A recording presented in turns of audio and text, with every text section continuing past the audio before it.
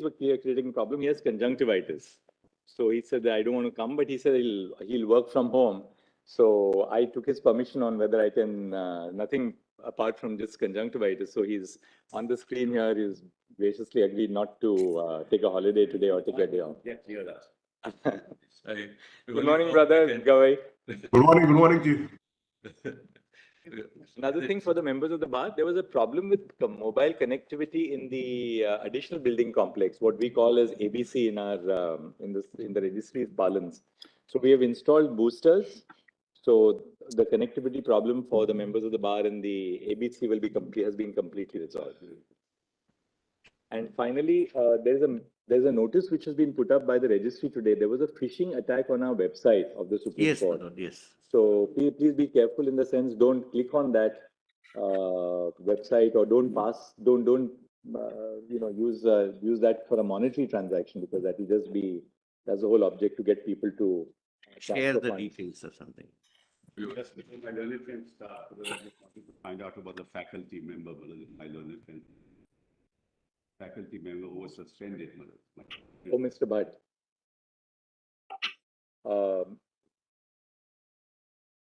Right. Mr. Attorney, what is the... Some advice was given. What is the effect, my lord, can be responded to? We'll just take instructions, my lord. We just ask somebody there. I hope. Yes, they I got right. Only thought Mrs. Gawai's, we can give a healing touch to Mrs. Gawai's. Lord, I was to answer, my lord, those two questions which I said that I will give a detailed answer, my lord, on Yes. the elections, my lord. Yes. Lord, so far, I'm sorry, my lord, I didn't want to, I was not unmuted.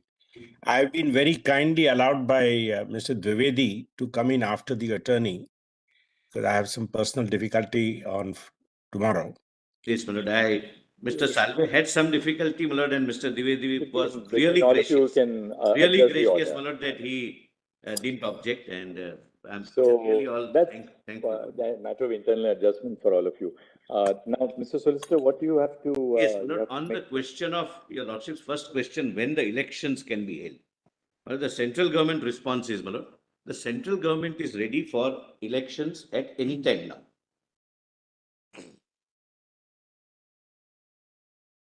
But till date,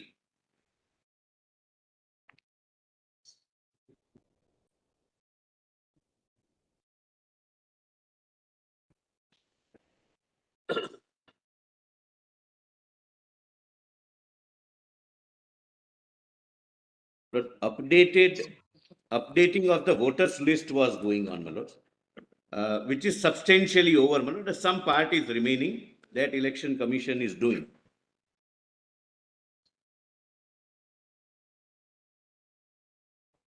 But we are, I'm sorry.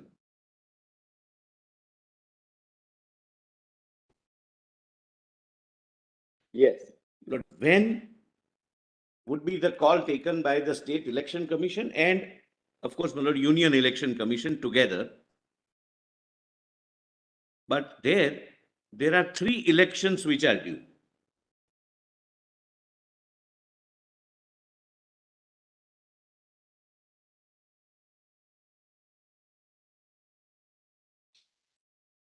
Yes. Lord, for the first time, the 3-tier Panchayat Raj system is introduced after 2019. So the first election will be that of Panchayats. District Development Council elections have already taken place, but Panchayat institutions. That is for the rural areas, my lord, your lordships are aware, under Chapter 9 and Chapter 9A of the Constitution.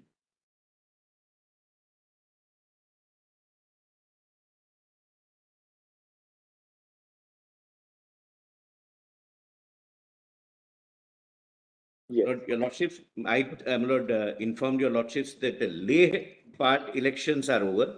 Kargil, for my lord, the Hill Development Council, election is at the end of this month. The process is on, and the election is, I think, 2012 this month, my lord, 2023.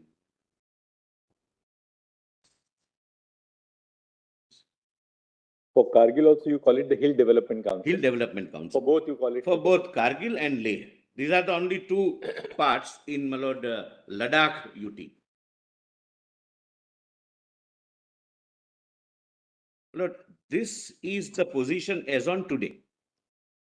And the second election would be municipality elections. And the third would be legislative assembly elections.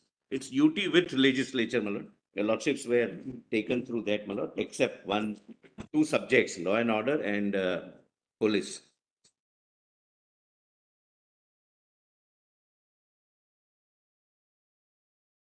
Look, this is based upon the figures which we have.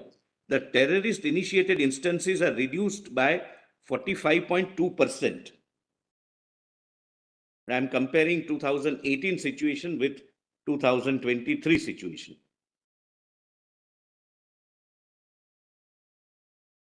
Nothing to do. Lord, infiltration, which was a very major problem in Jammu and Kashmir, reduced by 90.2%, 90.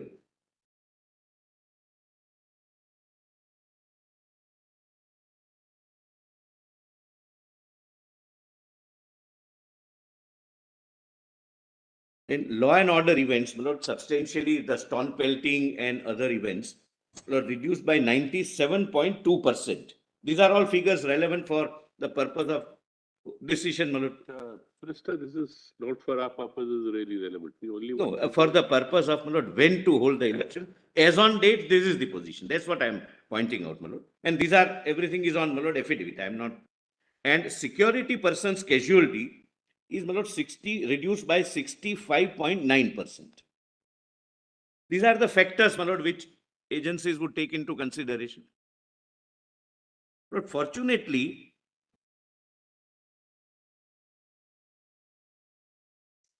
affected the elections most were stone pelting incidents and regular call of Bandh or Hartals, my lord, means hospitals, schools, every institution, my lord, where a common man is concerned. Lord, from 2018, in 2018, the stone pelting was 1767. It is nil now. Not just because of effective policing or security personnel, but because of various steps, my lord, like gainfully employing the youth, etc. My lord, they were misled by the secessionist forces, by the forces, my lord, outside the country, etc. And organized bandhs, which were in 2852 instances, organized bandh, call of bandh by secessionist forces. Nil. How many? How many? In 18, they were 52. Now, it is nil.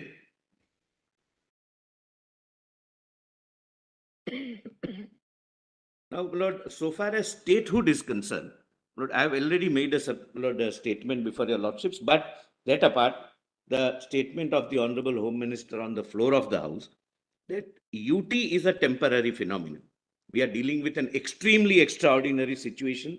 The state will have to be infused with several things so that it becomes a state, so to say. Lord, those actions, my lord, are initiated. And Lord, I may give some, my lord, instances how it is progressing, my lord, to become a state, because I am unable to give, my lord, exact.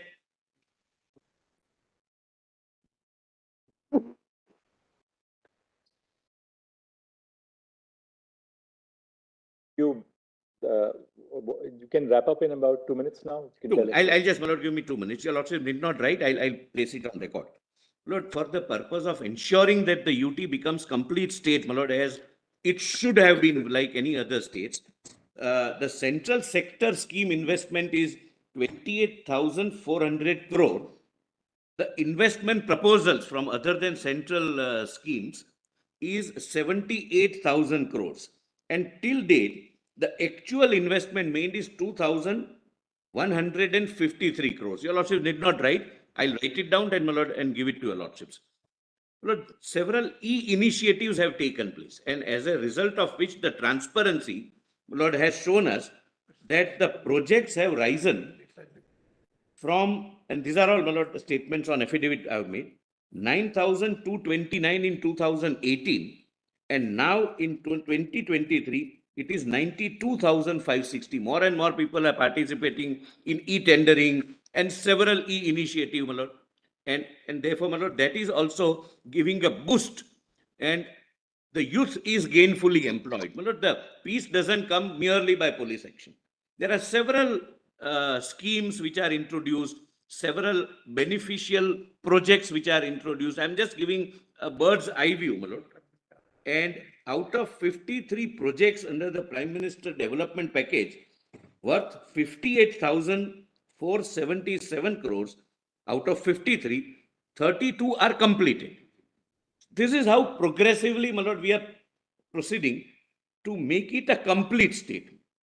But I am unable to give, my lord, my instructions are the exact time period right now about the complete statehood, while saying that union territory status is a temporary status because of the peculiar circumstances the state had passed through with repeated and consistent disturbances of decades. Well, it might take some time, and we have shown, my lord, the progress also. Very, my lord, it was heartening for me also to note that only in 2022, January 22 to December 22, 1.88 crores tourists visited. The lordships are aware, the main industry so far was tourism in Jammu and Kashmir. Now, my lord, industries are coming. And till date in 2023, 1 crore tourists. It gives employment, it generates employment in various sectors. My lord, one, there is a tourism boom. So these are the steps which are being taken by the central government, which can be taken only if there is a union territory. And I have shown the Reorganization Act. It is having all trappings of the state. But the election, the government is ready. It is for the Election Commission of India and Election Commission of the state to take the call. Out of three, which election to take place first and how. The updating of the voters list is complete. Some part is missing, my lord, but it is yet to be over. It's in the process. It would be over, my lord, in a month or so, my lord. That's what I'm told. Thereafter, my lord, they will take a call considering the overall situation.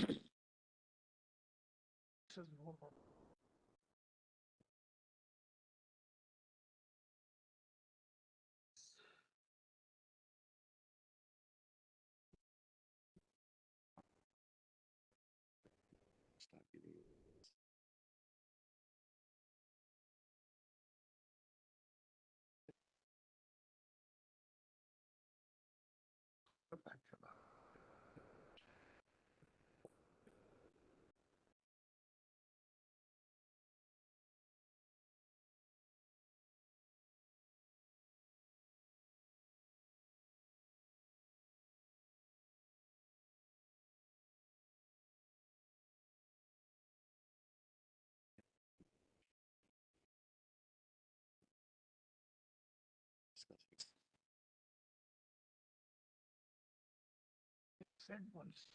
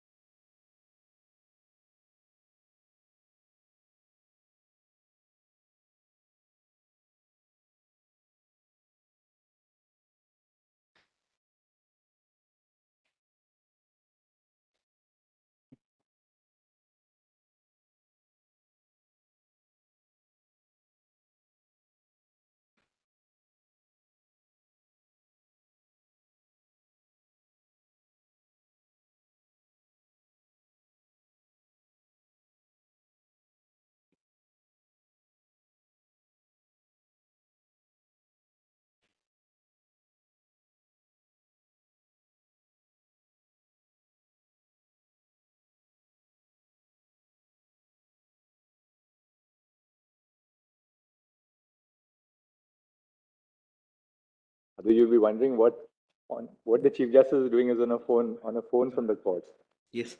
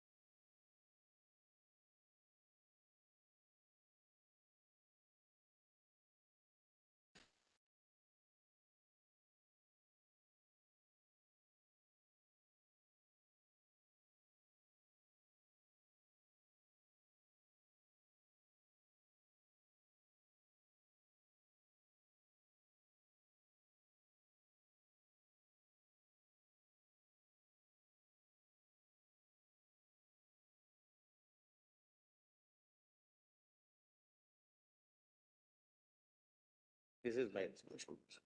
Learning assistant. Look, I just want to know whether your lordships are taking into account these facts, because whether that's extremely relevant from our point of view. Because if your lordships had said earlier that subsequent facts will not be taken into account, we are dealing with the law, we are dealing with these facts. Mr. Sibal, these facts on what they have said would have possibly no bearing on the constitutional issue which has been argued. But even otherwise, But- because we have to counter those facts, Mullah. We had asked them a question on the roadmap for holding an election. That's fine, Mullah. That's what they have responded. But Mullah, That's what, Malad, in my But argument that has- on men. But our decision on the constitutional issue has to be on constitutional. but Mullah, these facts will go into the mind of the court because they are trying to show as to how this enormous change has taken place for the benefit of the people of Jammu and Kashmir. If you have 5,000 people under house arrest and 144 throughout the state, there can be no one. So, Mullah, my request to your lordships is, please don't enter into this arena, because we will have to counter it with all kinds of facts, Mullah, which I don't think is necessary for this court. The nature of the development work which the government says has taken place post August 2019, this may not be of relevance to your constitutional challenge. And therefore, when they respond to the constitutional challenge, that has to be dealt with independent. I didn't rely upon it while But answering Mullah, on these merit. facts, if they come into your lordships, Mullah, part of the record, then that has. I think, Mr. Sibal, what the solicitor, to be fair to the solicitor, what the solicitor was saying is that the roadmap to full statehood would take a little time. That's obvious. Right now, that they are the development. There, his submission is that right now development work is taking place. Some stability has to be brought about. This is not a permanent arrangement, namely the UT status. They envisage that it will be a movement from UT to statehood again. We can't give you a fixed point of time when we will restore statehood, but they have told us the process which they are following on the path to. I have no objection to That- that statement. I have no objection. And that's how we read it. Yes, actually. well, if any other fact that you bring to your lordship's notice has no bearing, because I'll have to counter Mr. it. Solicitor, Mr. Attorney, we take it that what you said, Solicitor, a short while back, is along the lines what we said. Yes, yes, That this is- answer the election and The roadmap to statehood full- query, not as a Correct. justification I have no for. problems to that. And Mr. Mullah. Sibal also fairly says that he has no difficulty about that. During my arguments on merits, I never relied upon. This cannot be an answer to the constitutional challenge. But even otherwise, it should I not also, speak Mullah, into your didn't, lordship's I mind, have- Mullah, that these are great things that are happening, Mullah, because today, the kind of One- drugs one- that are one happening second. with the youth in Jammu Kashmir is unbelievable. But I don't want to enter into that controversy. Can I put it like this? The Neither, unemployment rate is enormous. Mr. Sibal, these are matters on which there can be and should be in a democracy policy differences, That's right. but that can't affect the constitutional answer Absolutely. to a constitutional Therefore, Mullah, challenge. once you start placing these facts and Mullah, your lordship. But therefore, we place those facts which he mentioned in the perspective of the roadmap to statehood, that's all, and nothing on. This is on not the- a justification. This is not a justification, as it cannot be, from our perspective also, to the answer to the constitutional challenge. We'll have to address the constitutional So your challenge. on lordship will allow me to constitutional face some counterfacts to that? may I put it like this? necessary, But Mr. I had intervened that stage also when you were saying, only for this reason that we wanted in a conspectus to understand when they look to a restoration of statehood. No To problem. which they made a statement that That's no issue, Malad. They say that will take some time. Your lordships will decide on that issue, Malad. decide That's what should confined to be our answer, our question to Mr. But Solicitor. buns We are have very been clear reduced on to this. zero, buns have Neither been reduced to purpose zero, is- all if you that, don't Malad, mind. with respect, I say, your lordship should not even, those facts are not relevant for the purposes of your lordship's decision is all that I And say. therefore, we had not taken that additional Right. affidavit which was sought to be filed at the inception of the record. And I don't think there has been any change in that Keep you. position. I think it's better understood like this. Neither are these statements nor their refutation, if need be, will enter into the question of determining the constitutional validity. Correct. So therefore, paraphrase it like that. We don't want to put it like And that. on that Finally, aspect, I also on didn't that, rely- on that, Finally, Mr. Steve. Sibal, Mr. It's for an Attorney and entirely Mr. different Solicitor, purpose. I think there is a broad-based understanding on both sides that the constitutional challenge has to be answered on. But During my assistance on merits, I never relied upon The this. problem is the following, these are televised, all this is being televised and all of this being recorded. So Malad, these facts come on the record, they are part of the public space and people feel what a great thing has been done by the government. Malad, this creates a problem. Malad, that's why I. What way? Progress never creates problem. I'm sorry. Lack Please of allow me. offenses All right, do Mr. not. Sibal, we get allow your me. point. We got your point. I think we have clarified it. Yes. That the constitutional challenge will be dealt with by the Supreme Court on constitutional grounds. That's right. None of this should Malad enter into the. And they have not argued equity in defense to your constitutional challenge. That's all, Malad, that's all. Yes. I suppose these statements are otherwise in the public domain. In elections, will Not be- in the public Mr. domain. And therefore, Mr. Attorney, public there's a will lot of- consume it. Mr. Attorney because- General, you're meeting the constitutional challenge on constitutional argument. Which I We did, must but I never- address this matter like any other constitutional That's matter as a right, that's right. In the constitutional issue public which we have to domain, I can confront. raise a lot of facts. But when I answer the question of election and the statehood, these figures will go into our So decision. that you made, that's not part of the public space. And that You- Mr. because you Sibal has need- also clarified, there can't be any That's objection. internal. We needn't labor this issue, we are all now clear on, Yes, yes. on conceptual grounds. Mr. Attorney, now we'll hear you. Please, Your Lordship. And one is reminded of Dworkin's very deep engagement on the hard cases and not one single. Only Yes, one yes, yes. interruption, Murad, on the lighter side. My learned friend said that there are some people who are under house arrest and therefore there is no bond. But that means the right people are in the house arrest. 5,000 people. Let's not make Isn't it there? let's make a mockery of democracy. People are under house arrest. 5,000 people were under house arrest at that time. 144 was throughout the state. This court, Manadina judgment has recognized that. Well, the internet was shut down and then they are saying there were no buns. Why? How can there be buns when people can't even go to hospital? People could not go to hospital because of the bun. I People wish- died. I wish, Not a single. Let's not go into all this. Mr. I Sibal. wish we don't enter into One this second. dialogue. Mr. Attorney, I- Mr. Sibal, we have, right from the inception of the hearing, we have heard this matter in a sense of dispassionateness, Absolutely. a sense of objectivity which must govern an answer to a constitutional challenge. We request both sides. Let's maintain it at that level. Absolutely. Because, yes. Yes, I don't Mr. think Attorney. neither the solicitor nor me has entered into the domain to try to color the mind of the judges. We've not done that. I don't know about that. All right. Yes, Mr. Attorney. Now, as I say that the famous principle versus rules and the hard cases thesis to Dworkin, one wonders we are not in a situation like this. We're leaving, taking off from what, where I left day before yesterday. There's a couple of digressions I would like to probably play before a lot before I. Because when you talk about the intent of a law, Wittgenstein, who co-authored with Bertrand Russell, and his famous philosophical investigation, he talks about a signpost. How do we know what a signpost means? There must be a practice of using the signpost and an understanding which develops over the using of the signpost. Without that practice and understanding, the signpost means nothing. So this principle has been used in various circumstances to bring closer. If there is an understanding about a law on the basis of a practice, then interpretation follows one course, one trajectory. But if there is a lack of understanding or conflict of understanding, interpretation heads in another trajectory.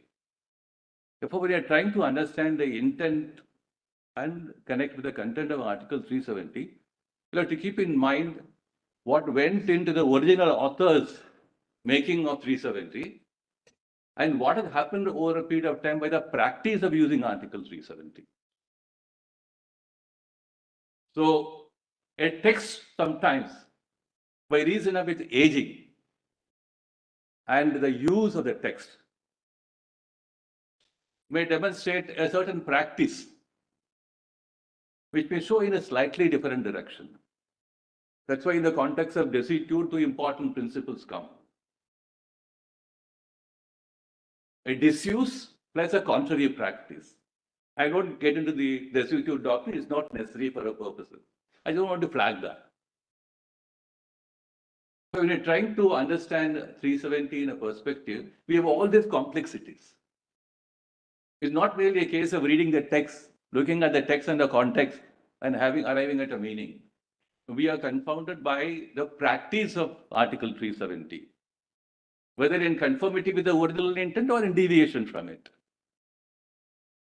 So the court is now called upon to look at the age of the text and the use of the text and how in current times the president understands both the original text and the use of the text, and the president now understands this is what I would like to do with the text. So I left day for yesterday on this proposition when the president is not precluded for what I call the taking stock of what Article 370 has done over a period of time. This taking stock is written into Article 370.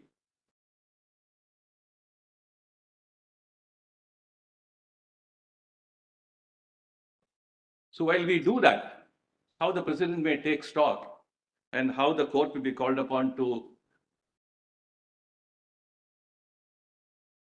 have a glimpse of understanding of what the president intended to do by taking stock. I just want to place 5, 6 propositions in the context of construction against absurdity. These are all gathered from books on interpretation of statutes. Because the presumption against absurdity will, number one, avoid an impossible result. Presumption.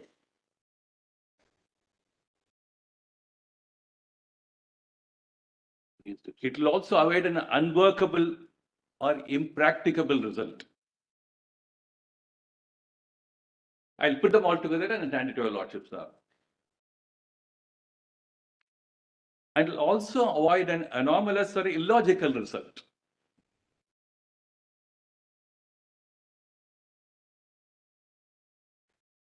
And connected to that is to avoid a futile or a pointless result.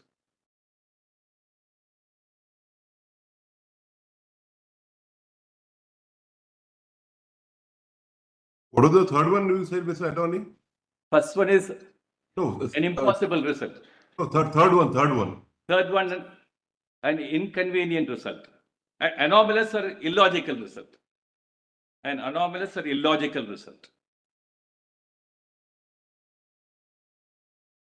And the final one, I said a futile or a pointless result. All these will go into courts looking again the presumption against absurdity. So court will avoid a construction that requires a person to do that which is impossible. The doctrine of impossibility is contracted is different, but when it comes to textual impossibility or constitutional text, it may stand on a different footing. That's why all these principles have a certain importance in construing Article 370. I referred briefly the other day about this presidential poll judgment of your lordships.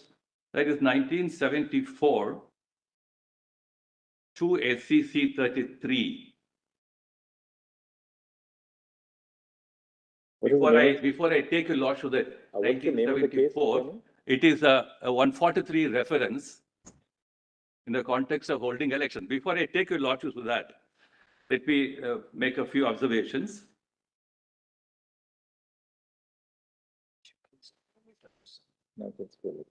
It's not part of the PDF because it's not part of the compilation. So. But they are reading all the time. Yes. So we are trying to look at the proviso to clause 3 of Article 370. So which is the part of this judgment you want us to see? Para? I'll give the paragraphs, Your Lordship. We have it opened up and you have it on the screen Yeah, as we well, have sir. we have paragraphs. I'll just summarize the proposition. Was the presidential election had to be held. Gujarat Assembly was dissolved. Therefore, the electoral college was incomplete. So the argument was, without the electoral college becoming complete, you can't hold a presidential election. Court says they read Articles 55, 54, etc., and come to a conclusion. It's a mandate that you must hold the election before the president term expires. Therefore, the lack of the electoral college not being complete will not come in the way. So that unless you fulfill that impossible, that the court says you must, the argument was, you must have the electoral college completed before you hold the elections. Therefore, the So mandate you're of holding the trying election. you're stretching that to our case because according to the conditions for the application of the proviso to Article 373 are absent. And therefore, the substantive part cannot be rendered into disuse merely because of the absence of the Constituent Assembly. Therefore, I come to the arguments on the other side currently. Now, there is no principle in What's the para? jurisprudence. Just give us a small para so we are then done with this judgment. These paragraphs 5, 4, 5, 12, 13, 15, 20, 21, 29, and 47.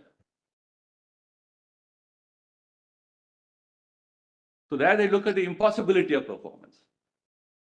How So do they formulate it? Just let's see it in a moment. I'll presently come to it. It's 7 judges, so we can just look at maybe that one or two sentences and how they formulate it. Give me paragraph.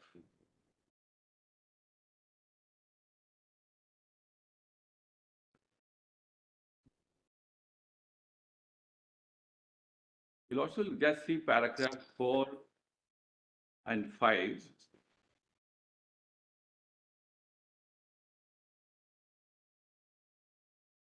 Paragraph 4 at page 47 of the running page 47 of the judgment. So they come to a conclusion that the conclusion part of paragraph 4, it shows that the time to hold an election to fill a vacancy is also mandatory in character. Then, Actually, the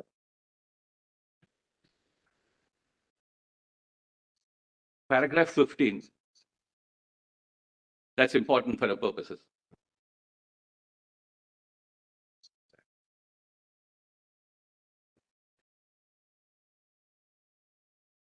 Some of this suggests.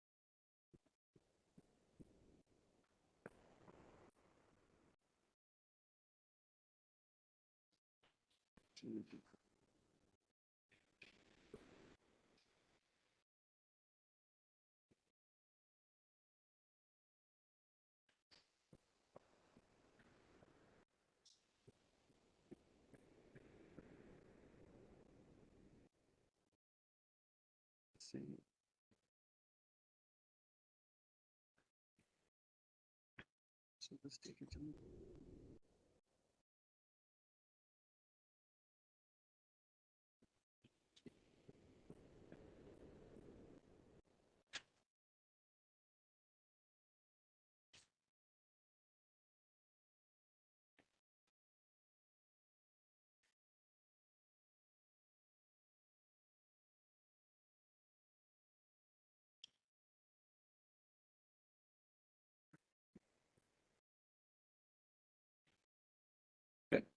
Page 49, running page 49 of the judgment, paragraph 14 last sentence, and then thereafter paragraph 15.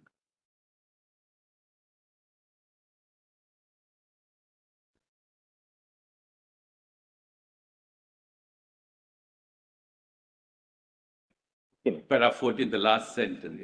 Sentence beginning, the necessity.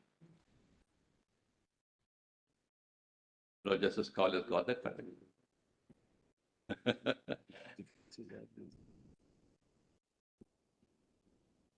Only 26 pages.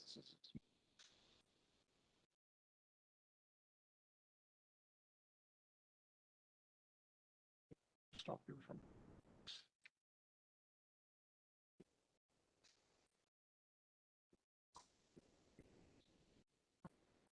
Strike all that. Paragraph 14, last sentence.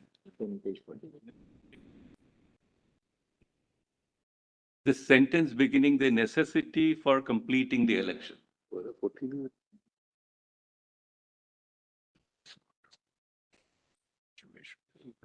Yes. Before the expiration, the term is enjoined by the Constitution, public and state interests, and to see that the governance of the country is not paralyzed by non-compliance with the provision that there shall be a President of India. Next paragraph. The impossibility of the completion of the election to fill the vacancy in the office of the President before the expiration of the term to office in the case of so-and-so, as may appear from Section 7 of the 1952 Act, does not rob Article 62(1) of its mandatory character. The maxim of law in potentiae excusat legem is intimately connected with another maxim of law, lex non cogita impossibilia. Impotentiae excusat legem is that when there is a necessity or invincible disability to perform the mandatory part of the law, that impotentiae excuses. The law does not compel one to do that which one cannot possibly perform. So I cannot possibly resurrect the Constituent Assembly and say, I want your opinion on this matter. So therefore, when it appears that the performance of the formalities prescribed by a statute has been rendered impossible by circumstances over which the persons interested has no control, like the act of God, circumstance will be taken as a valid excuse, so and so, etc. So it has two aspects. One, you are relieved from performance. You are also relieved from performance the way it commands you to perform.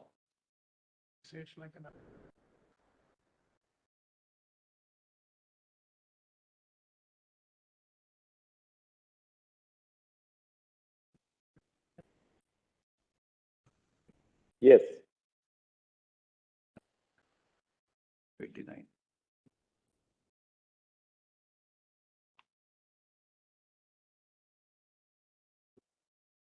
Paragraph 21.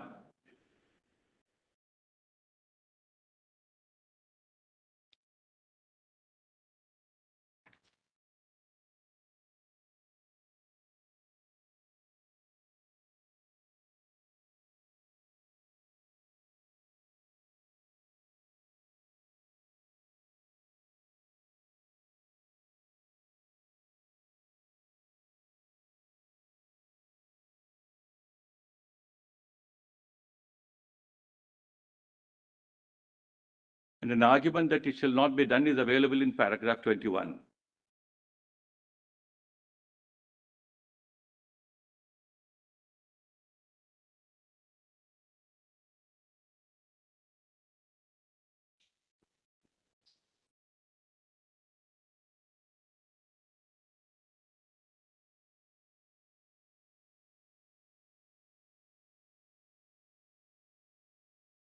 Your Lordship, paragraph 21.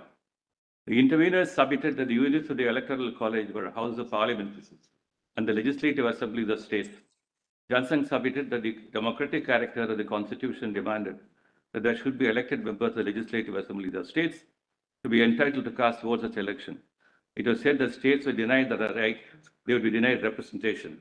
It was also said that if the states were denied the right to cast votes at election, the parity between the states and the union would be disturbed.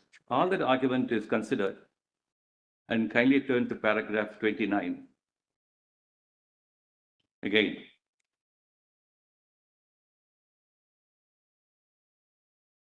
It was said by the interveners that Article 54 reflects the democratic patterns of participation by the states in the choice of the president, and if a state will deny such a right, it will be undemocratic.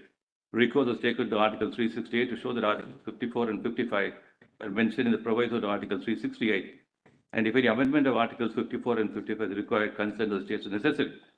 It therefore said by the intervener in Articles 54 and 55 read with 368 would be a key to the interpretation of Article 62 that no election of the president could be held without the representation of the elected members of the Legislative Assembly of the state where the Assembly has been dissolved. These submissions on behalf of the intervener are without substance. Then we go to paragraph 47, the conclusion.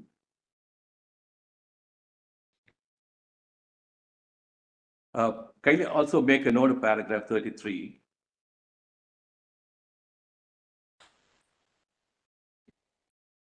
If as a result of dissolution of a legislative assembly of a state, there are no elected members of a legislative assembly of a state will not have an elected member of the state legislative assembly to qualify for the electoral college. It may be said in the analogy of the observations in the Karake Supra, there are vacancies in the electoral college by reason of the fact that there are no elected members of the legislative assembly of the state where the legislative assembly is dissolved. That matter will not be a ground either for preventing the holding of the election on the expiry of the term of the president or suggesting the election to fill the vacancy caused by the expiry of the term of the office of the president could be held only after the election legislative assembly of the states where the legislative assembly is held. So for the proposition, and then kindly paragraph 47, the conclusion is drawn.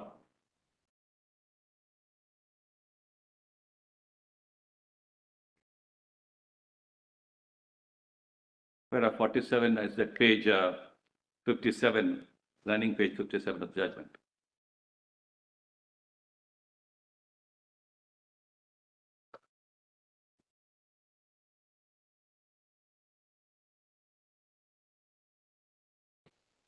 Yes, yes, Mr. Attorney General, we've seen that.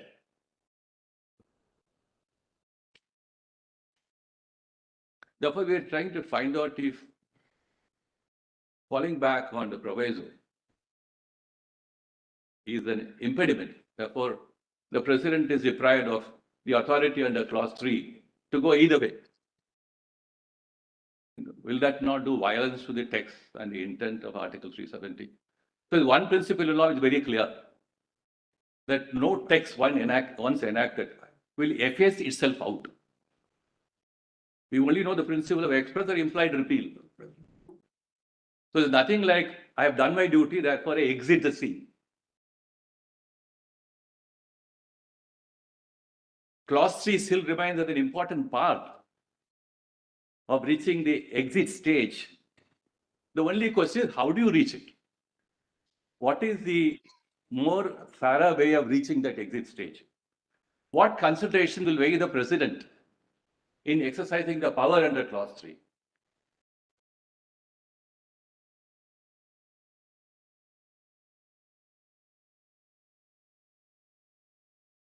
So one possibility is, maybe it's extreme, to say that because the Constituent Assembly is no longer exists, the proviso dissolves itself along with the Assembly. That's one way of looking at it. Suppose we don't want to go that route. Then the president could have said, I am free to exercise my power under clause 3 to bring to a close all of Article 370, subject to whatever other considerations the president may take into account. The other way is, should I try to follow a precedent set by the president earlier by recourse to Article 367 and recourse to Article 371D? So extending any provision of the Constitution with modification and find out if I can possibly take the assistance of any body who can fit in within the framework of the Constituent Assembly. So in 2 occasions, the president has done that earlier. I'll come to those details.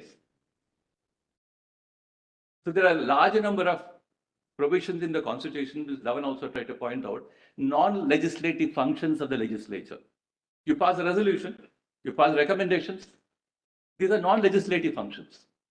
Recommendation power, a role assigned to the Constituent Assembly, was a non-legislative function. It is not a legislative function at all.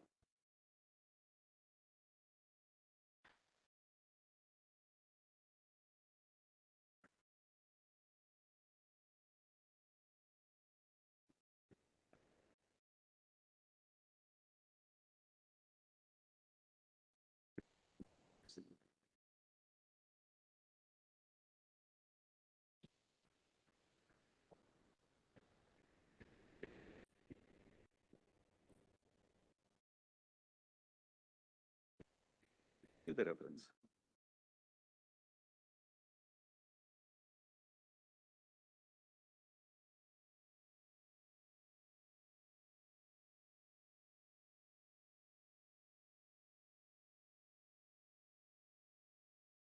Yes. Video page.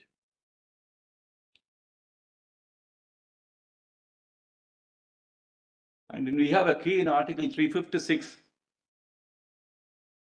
1B, where after a presidential proclamation, the president can declare that the powers of the legislature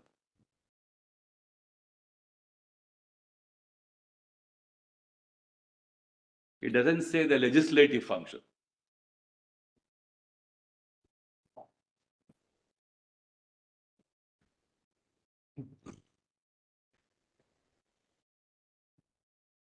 So he talks about a compendium of powers available to the legislature, and that the president takes over to hand over to the parliament.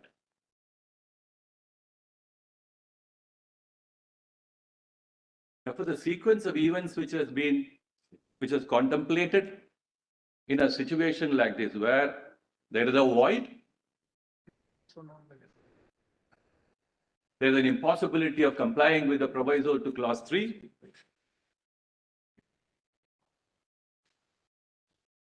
And how do I fill that void, if at all it's a void? I said the president could have said, without recourse to any other course of action,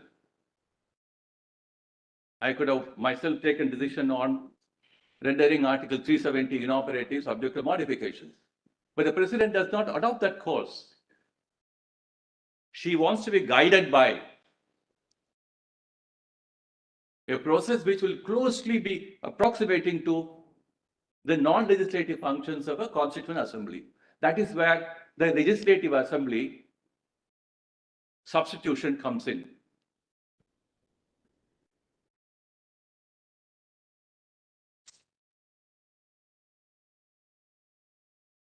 And once it is the non-legislative power of the legislative assembly, under 356 1B, the parliament can certainly say, I take stock of what I can do.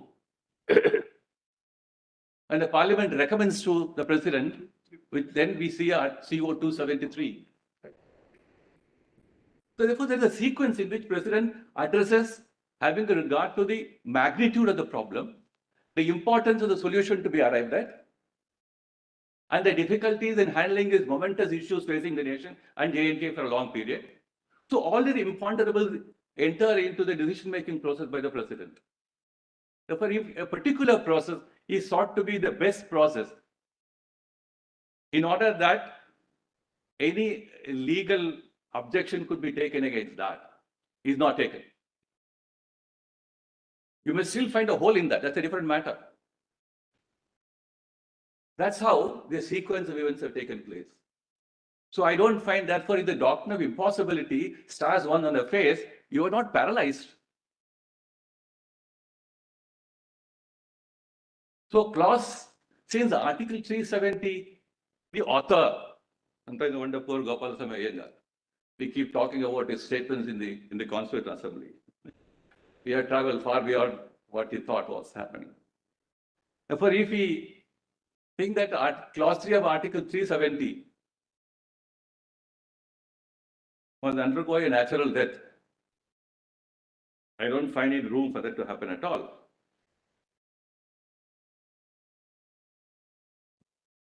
So what happens today is, because of the age of the text, the long duration by which Article 370 has been used, rightly or wrongly, We have counsel for the petition saying we are reasonable authors of the text of Article 370. So on the one hand, the original author, the original intent, and its practice over a period of time, which can be given a certain understanding in construction. On the other side, we are the reasonable authors of what we'll say about Article 370. Well, two schools of thought there. One which says 2 and 3 will efface itself out. The other says the whole of Article 370 will go because after 1957, it can't serve any purpose. So this conundrum of two reasonable authors entering into a construction as against the intent of Article 370 and its practice to be construed on an objective basis, having regard to the purpose which Article 370 was sought to be invoked at that point of time. So all that will enter into the construction of Article 370. So that's why I say the President is not precluded from taking stock of all this. It's not merely writing on a clean slate now. I mean, one has to take stock of what has happened over a period of time. You may have so many choices of action. You may have called upon to comply with certain mandatory requirements under the Constitution. You may take under Article 3 the view of the legislature. Very important mandatory requirements in ordinary times. But when certain other compelling circumstances which confronted the nation for a long period, the Parliament, the President. So therefore, all those variables which enter into taking a final view on Article 370 has been taken in this manner. That's why I started saying about Lincoln, I quote from an entirely different perspective. It's not about end justifying the means. It's about taking stock of a very complex situation. Do we have a mathematical formula to do it? Or do you only measure it by saying there are constitutional mandates? If you disobey them, you breach them, then you can't follow any portion as regards Article 370? Or look at the future of J&K. I do not know whether these questions can be answered on any normative mathematical position through a judicial scrutiny and then weighed on various fine golden scales. Very difficult. So when Keshavananda Bharati has told us now, look here, don't breach fundamental features of the Constitution. Now it's become an integral part of our understanding of the Constitution. Therefore, we are told to go forward, say how the salient features of the Constitution and its functioning and exercise do not permit any deviations. Fair enough. But you look at the entire Part 18 of the Constitution, 352 onwards. And 352 occupies a very important place in the constellation of Part 18. External aggression, internal disturbance. So how do we have a mathematical yardstick and a criteria to say, this is how you will do it in the context of external aggression. This is how you will do it in the context of internal disturbance. You will have some fair, broad standards where fundamental values are not breached. But if there is something which you have to negotiate, even with the breach of some fundamental values, what do you do? Is it a political question or is it a pure judicial question to be answered in the basis of textual reading of the Constitution? I mean, that's what is confronting the court. But we are trying to assist the court in saying that you come as close as possible certain meanings which will advance the course of justice and understanding the scheme of Article 370. So this maxim, impotentia excusa legum, has been applied in large number of circumstances in the field of contracts, in the field of legislations, so on and so forth. I'll give a few illustrations later after I then may take your lordships to go beyond this judgment.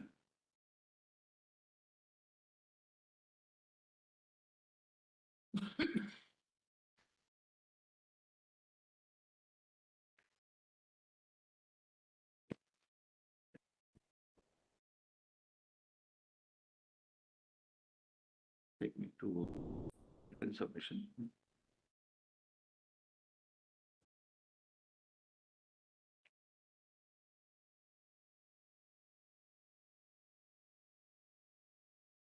P70.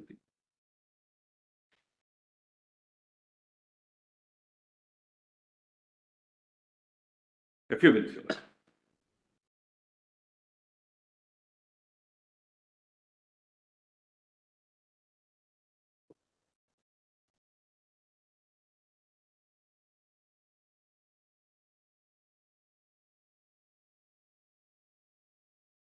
We have a mass of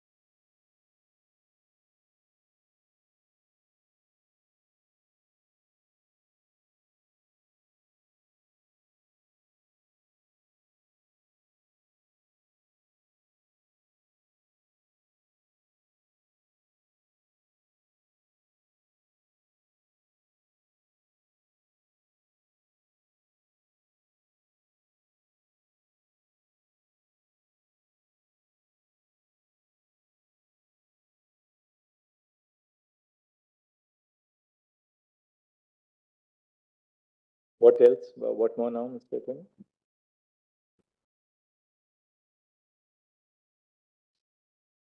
I may request Lordships to come to my written submissions and that's volume 4.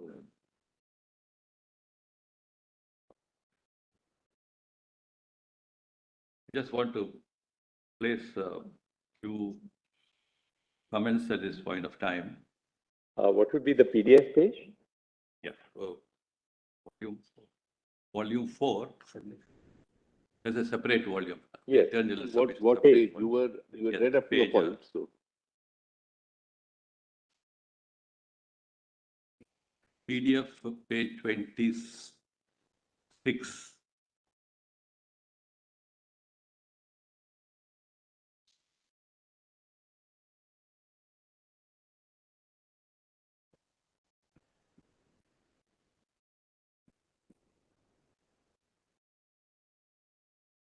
Couple of paragraphs from the submissions. I just want to make a small Page 26. observation that in the context of what I was trying to communicate to the court,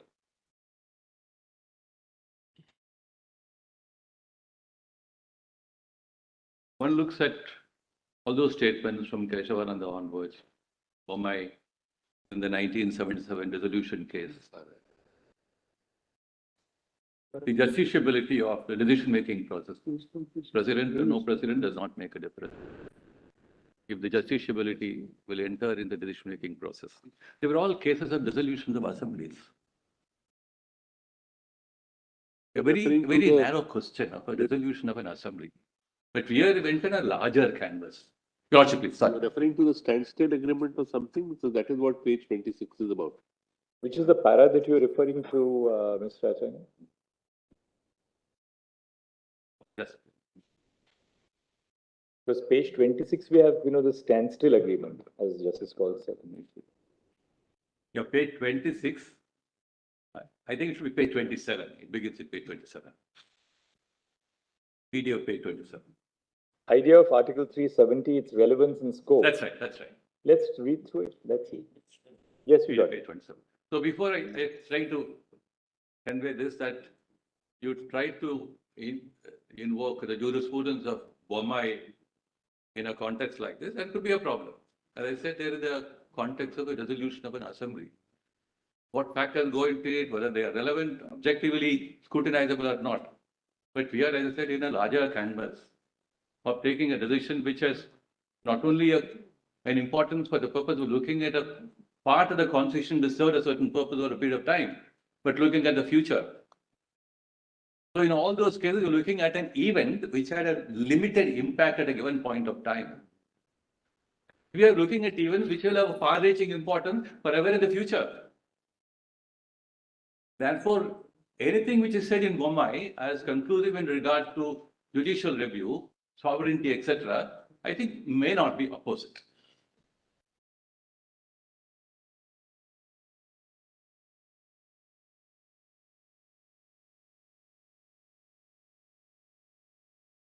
Let me not be taken to be understood that merely because there is too many complexities involved, the importance of the decision to be taken, and the impossibility dimension, etc., certain fundamental mandatory requirements of the Constitution can be slighted. I'm not proposing that at all. But we are trying to find out if, without slighting them, if there is a way that has been adopted, or if it's not been fundamentally breached, irreversibly breached. I'll come to that argument a little later. Therefore, the court will look at it very differently. So let me try to read a few paragraphs of my submissions here in 370. I have been trying to say this, that in paragraph 3, Article 370 envisage a scheme of constitutional integration of the state of J&K with the Union of India, and thereby establish an interim system for the governance and administration of the state of J&K unit. A complete integration was achieved as was done in respect of other states. That's why much labor was taken by learned solicitor to told your lordships. Look at the long history of what happened in the rest of the country. They all went through, many of them went through the process of constitutional ideas, constituent assemblies, a draft constitution, then comes B.N. Rao's committee on a model constitution. So all that has been gone through in the rest of the country. So it is nothing new which has happened here. Only thing is having regard to the situation obtaining then, the external issues. The parliament thought, let us tide over it. How do you tide over it? We need a mechanism to tide over it. And we also probably inject into it a constitutional integration thought. That constitutional integration thought as the three aspects of 370, as I told you last yesterday, that I have set out in paragraph in the running sequence under the same page 30, paragraph 9, the three dimensions of Article 370.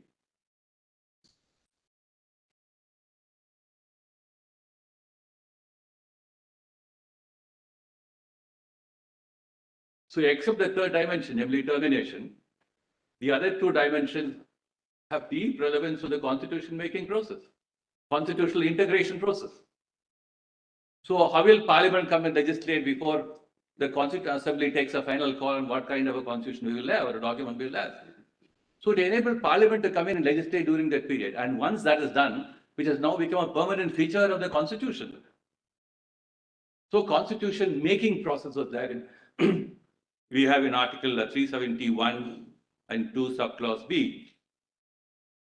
So the other part is you extend the provisions of the Constitution. That's an equally important part of constitution making process. So once you extend the provisions of the Constitution, then what remains thereafter? So final constitutional understanding of what framework a Constituent Assembly will arrive at has to be aided and assisted by this process. Importantly, a fair element was drawn in, consultation and concurrence. We're not to the point whether it's Sadri Riyazat, a governor, later prime minister, all those things are probably irrelevant. You're looking at the substance, not the form. If these are the three dimensions of Article 370, I would very respectfully say the termination of the role of Article 370, it could have happened any time. It could have happened soon after 1957. It could have happened even after when the Article 35 was introduced and somebody could challenge is what is happening in Article 370. Now that it has happened at some point of time, and the termination has to be brought about in a particular way, which is the best and the most suitable way the President thought in the given circumstances. That's why I said taking stock to be an effective way of bringing it to a closure. I can't imagine anything out of thin air. I have to find out the best way available within the framework of the Constitution and the precedents available to the President, where Article 371D have been invoked, substitutions have been made. That's why I'm on pains to point out that when you talk of substitution of a Constituent Assembly by Legislative Assembly, we are looking at the non-legislative functions of the legislature as well as the Constituent Assembly. If the Constituent Assembly had recommended to the President before 1957, it would have done the same job. So if it could be done by any other equally competent body, now today first steps in the Legislative Assembly, and because there is a President rule, the Parliament steps in. To say that the Parliament is of a lesser paramount character than the Constituent Assembly in taking decisions for the nation's future. So, therefore, there is a weighing or a balancing may have to be a very, very difficult job. But my submission is, so the termination of Article 370 must occur at some time, notwithstanding whatever has happened over a period. And if the termination can occur in more than one way, whichever is the way which will advance the larger interests. That's why you look at the firmament of Chapter 18, Part 18 of the Constitution.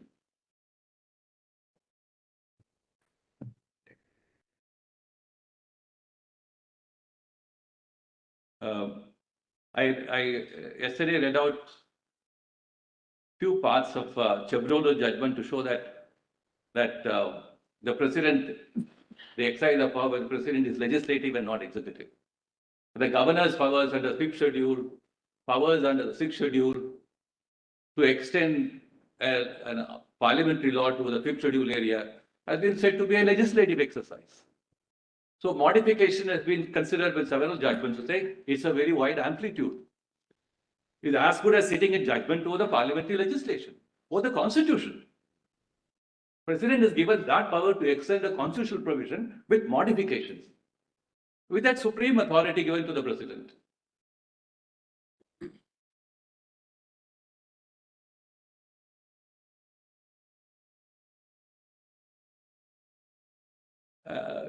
Yesterday I pointed out at page, PDF page 33, that's part of Chevrol's judgment. The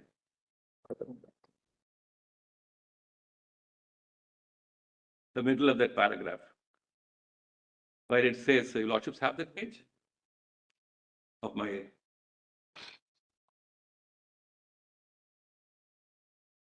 The one sentence, application conforms to this. That's right. That's right. I just want to.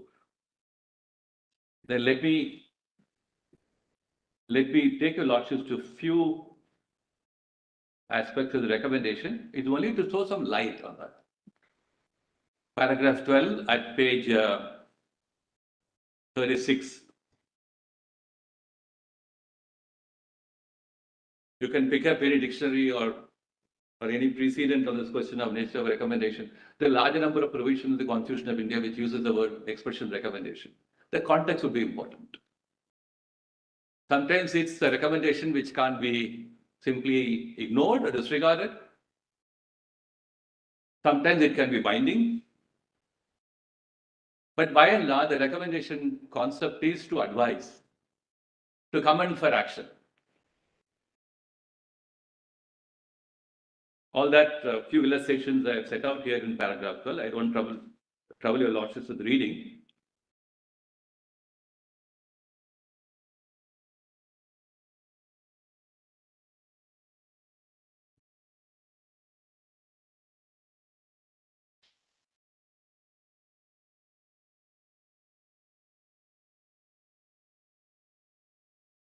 I just only conclude this part of the argument by inviting Lord's attention to paragraph 18 of the submission that internal page 38.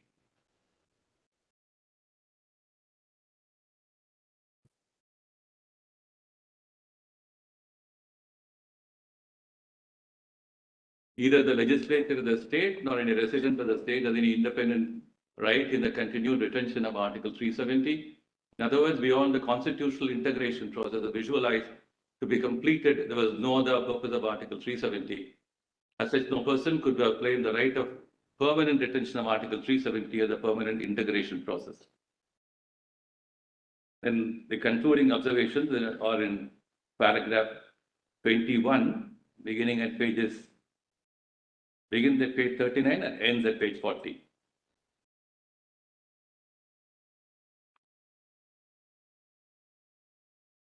And the last few sentences here, running to this page number 40 of the PDF. And that's right. Let's read your conclusion, Mr. That's Atkinson, how you sort of sum it up. Therefore, we are told that Article 370, by reason of its exercise over a period of time, is now open to several interpretations. And there's only one solitary interpretation, that it is to aid the constitutional integration process. Whatever has happened even thereafter will have to be seen in the light of that. If anything has, by way of deviation occurred, well, it is open to correction by the president. So that's precisely what's happened now. The president says, I started saying, the president is not precluded from taking stock. The taking stock is inherent in Article 370. So if there is anything intrinsically which forbids the president to take stock of Article 370 and its exercise over a period of time, then one can understand it. But I don't think anything is available there. So therefore, I think it will open to the president to take stock of all the exercise undertaken under Article 370 and take into account the larger considerations which loom large before the nation, particularly the state of the case.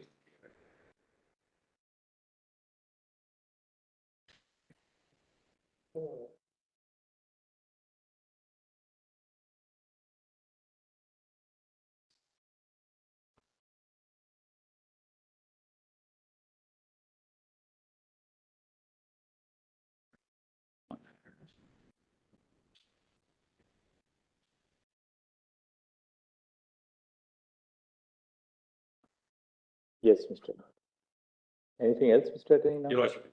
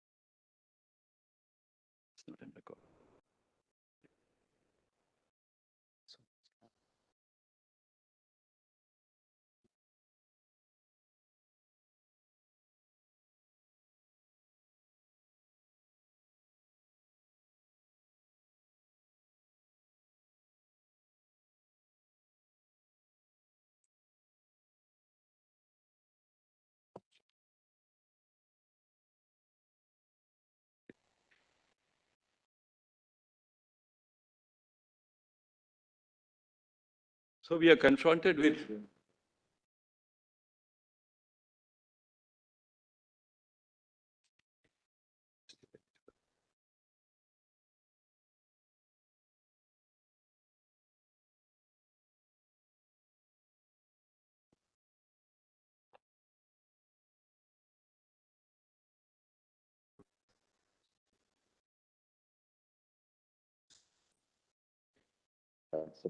just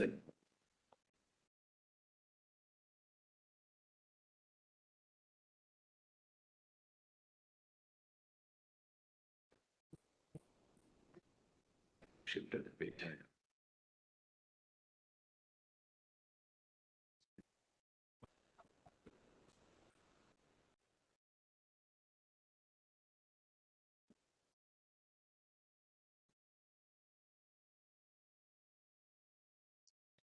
This part of it.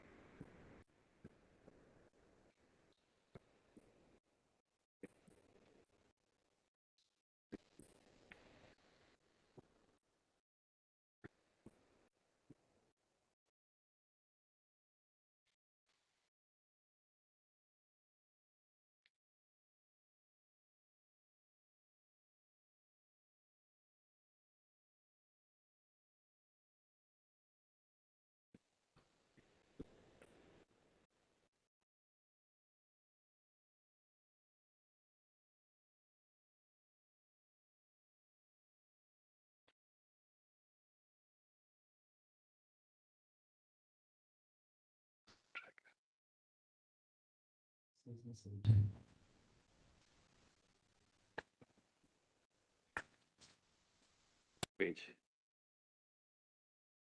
I'm sorry, navigating the system.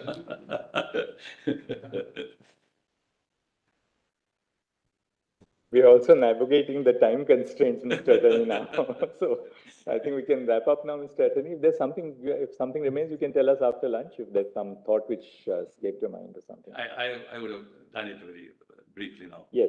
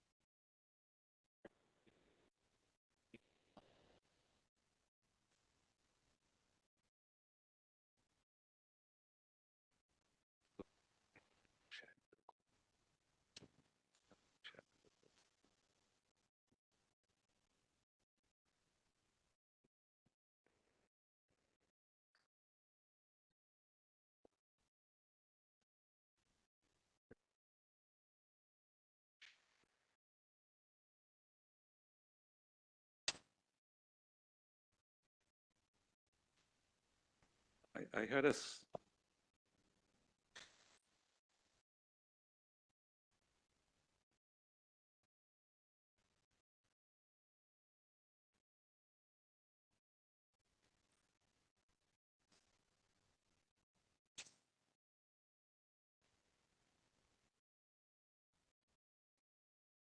Shared with the court.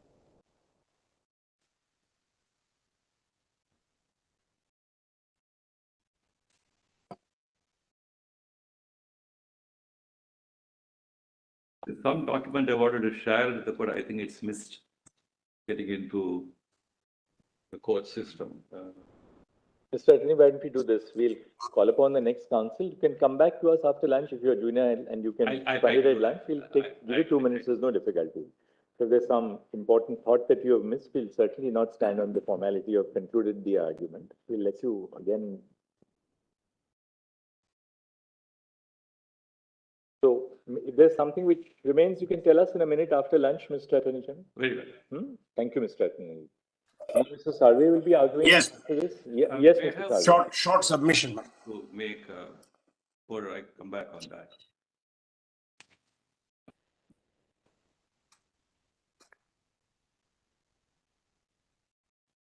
In my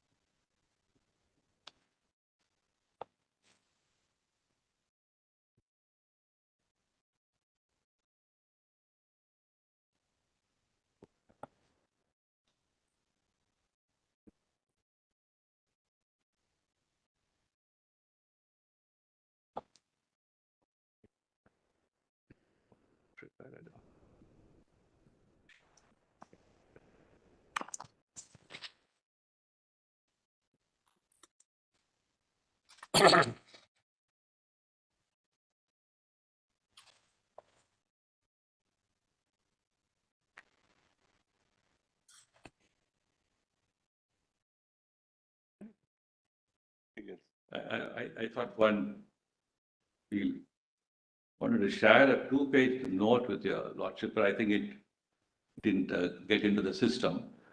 Let me do it. There's some thought which remains. You can come back after lunch. No difficulty. Very well.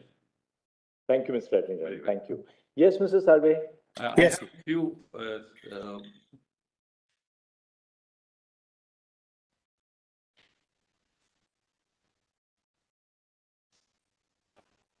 okay, then I'll come back after. Yes, after certainly. lunch. There's something, a point here or there which has been missed out. You can Yes, tell us. I'll We'll add continue it. that up. We'll add it. Because there are a few observations I want to make on certain aspects. So can I continue thereafter? Yes. Yes. Yes, Mr. Sarve. Yes. My lord, I don't want, your lordship has heard this matter on both sides at considerable length. And the solicitor has, in great detail and with his customary meticulousness, ticked all the boxes and covered all the points from our point of view. Appearing for in this matter, for the sake of the record, we must make a Yes, note of that. I'm appearing on behalf of the applicant in IA 9573 of 2020 in petition 1099 of 2019. I have, my lord, for your lordship's convenience, made a 3-page roadmap of what I'm going to submit, if your lordships permit me to hand it over, so that it will be easier just instead of your lordship noting down.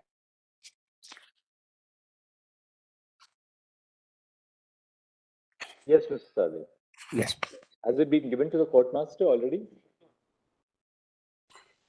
I believe so, my lord. Mr. Agarwal from.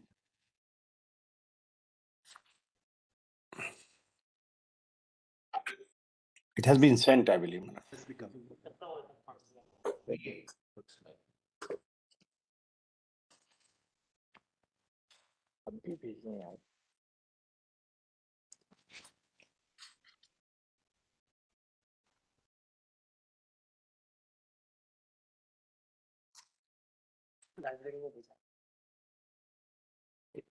He'll just display it for everybody because that way the other side also knows what your argument Yes. is. So therefore we take it as just an aid memo, nothing more. It's like a skeleton of submission. All right. It's just It just sets out the points which I'm going to address, not what I'm going to say. Just give us a moment, it will be uploaded so that Yeah, that way not surprised. your learned friends on the other side also simultaneously course. can see what we have.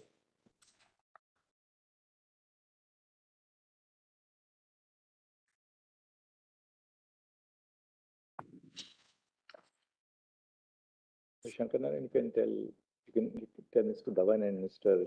Jha. They'll get it on the main screen as well.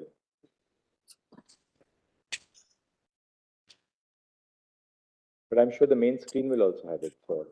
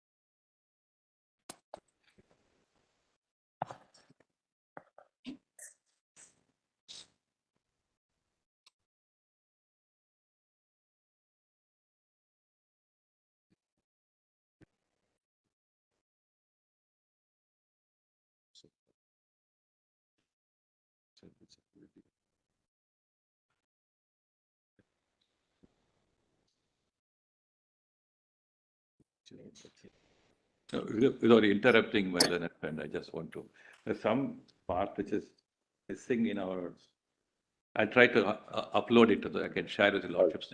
Right. Yes, Mr. Saresh? Yes. But I'm only to, as my note said, I'm only supplementing some of the submissions which have been made already. And I've just picked up the issue. One is the construction of the proviso to sub-article 3 of 370. The attorney has addressed your lordship at length. Only a few points to add to what he has said. The width of power under Article 370, because that has been the subject matter of some discussion. The nature of the power exercised by President under various sub-articles of Article 370, I don't think, there was a suggestion made that this might be executive in nature. The absence of a challenge on administrative law principle of abuse of power. It's necessary to get a few concepts in their right perspective. The exclusion of judicial review beyond the question of competence, questions that are political in nature. And the use of power under 356 to make changes that may be irreversible. And finally, the violation of basic structure. Very short submission in each of these headings.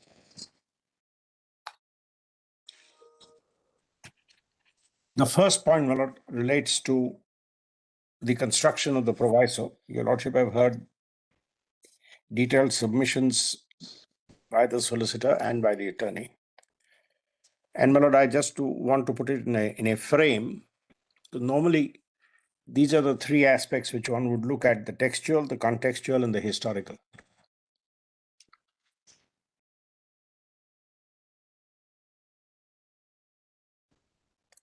We have, and the solicitor read it out to your author.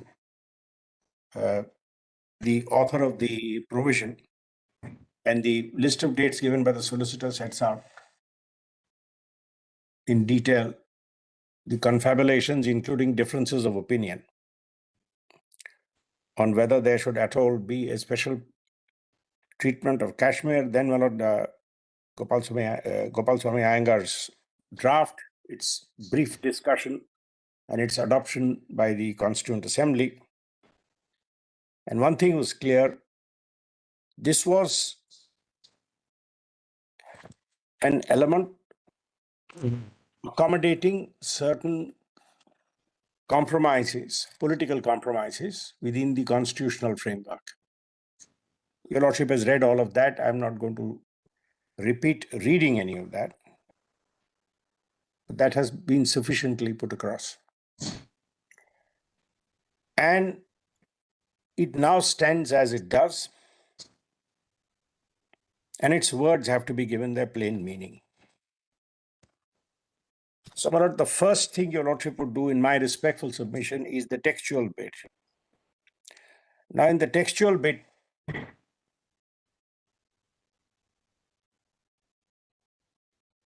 what is of great significance in this point has been put. If the idea was that the President could act only to give effect to a recommendation of the Constituent Assembly, then that would have been made the precondition for exercise of power. Perhaps the article would have said, if a recommendation is received from the Constituent Assembly, then the President may. And Your Lordship, in fact, in the course of the hearing, my Lord, the Chief Justice gave the example of certain other articles where it says, if a reference is made or if something is done, then. But that's not the frame in which this was drawn up.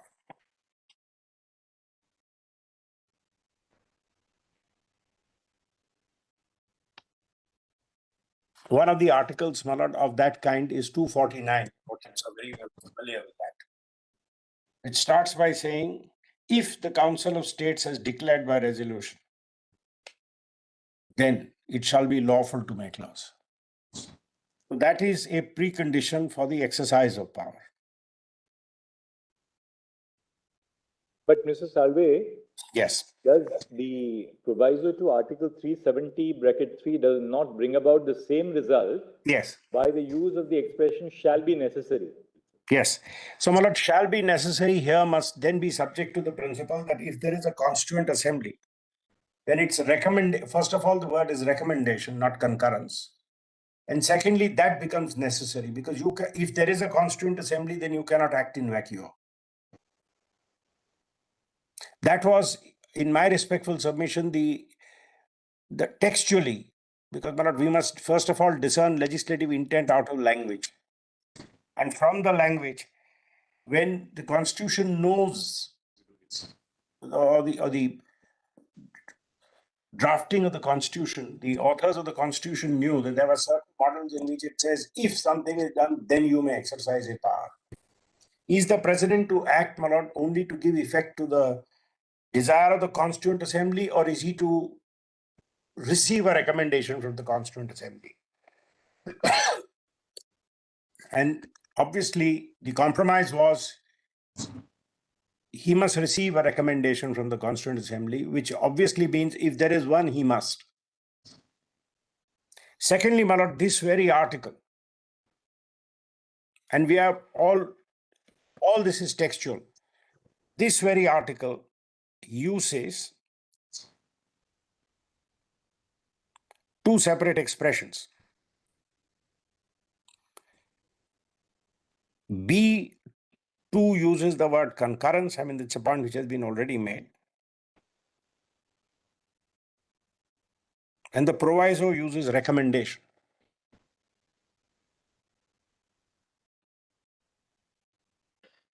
Now, if, my lord, one had put concurrence here, the argument would still remain, but it would have been a much stronger place for the Constituent Assembly. So while, my lord, distribution of the fields of legislation in subarticle B of, in clause B of subarticle 1 was put as concurrence of the government of the state.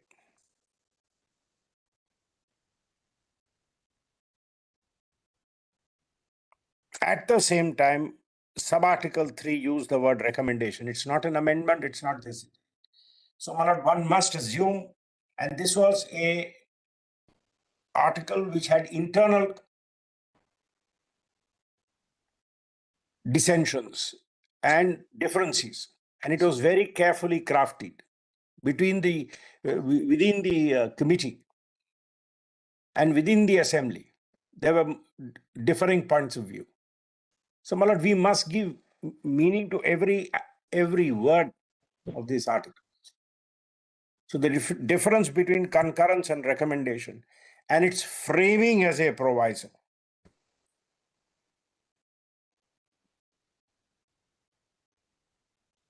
At two places, again, subarticle 2 says, if the concurrence.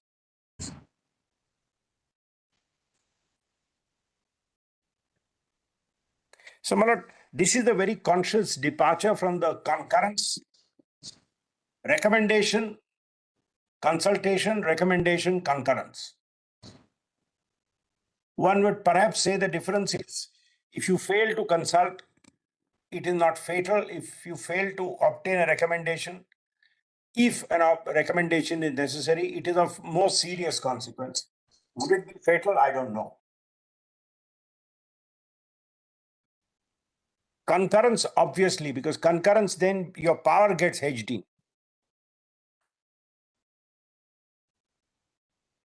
And this is all textual.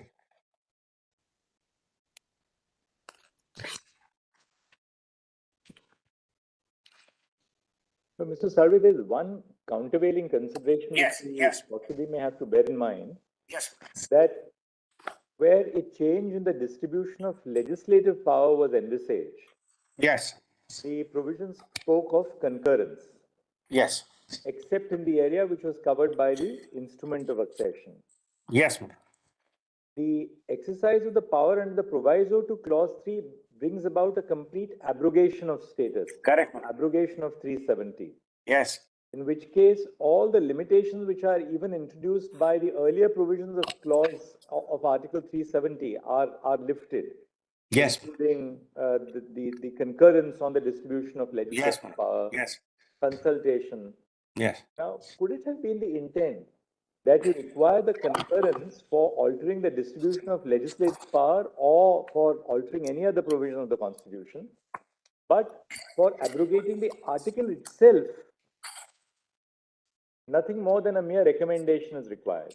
Which, my lord, drops me, I'm deeply obliged, my lord, which brings me to the second, the If the contextual. power under the proviso is exercised, Yes. then there is no limitation at all. Absolutely. And that, my lord, brings me to B, the contextual. And in fact, that was the direct intent. And your lordship will see it from another point of view. There's another point of view. Till the arrangement is in place, unlike other states, where the Constitution sets out legislative powers in the 7th schedule in absolute terms. And you need a very elaborate mechanism to tinker with those 7th schedule. It has to be 50% states voting, etc. Your lordship knows the difference. Here, there was a political agreement, and the whole circumstances, including, as Mr. Anger spells out, the specter of the United Nations, which today is, of course, irrelevant, but at that time was very relevant. The problems in the state. So there was a agreement which is embodied in B, which has concurrence. But if this led to a situation which ultimately prevented the purpose of 370, the purpose of 370 was not to create a permanent divide in the constitution. And there are lots of material has been shown to your lordship on this. It was a phased integration.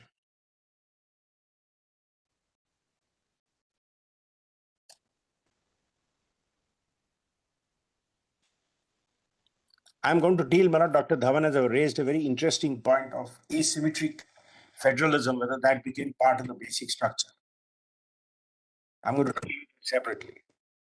But the historical material available to a court, and we have, Manoj, unlike certain other courts, we have always looked at historical material, especially for articles like this. There was a safety valve in sub-article 3 that if the political compromise in sub-article 1 fails to achieve the purpose, at any time it might become necessary to pull the plug. And sub-article 3 is that plug.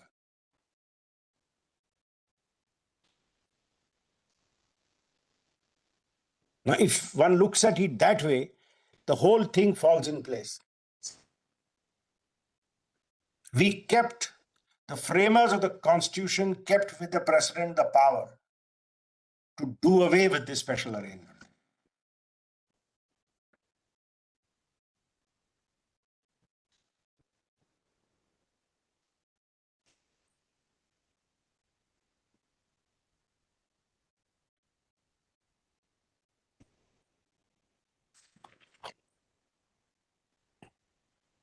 Yes.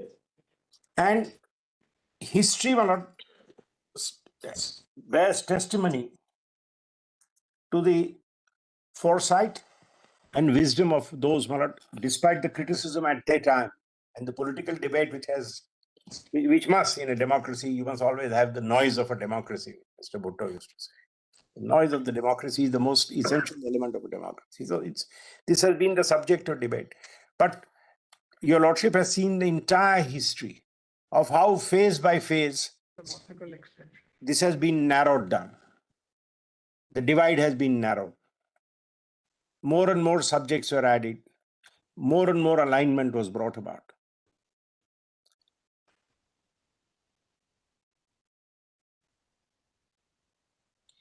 Because, my lord, the historical perspective of 370 is very important. The troubled relations. While there's always was a hope that the relations with the neighboring country would be on good terms, the history of Kashmir did give rise to apprehensions. And your lordship has seen all the material. So, border state, with all its sensitivities, is what compelled finally the Constituent Assembly to agree to the special arrangement. But with their wisdom, they said, while you phase it in, you have the power to pull the plug.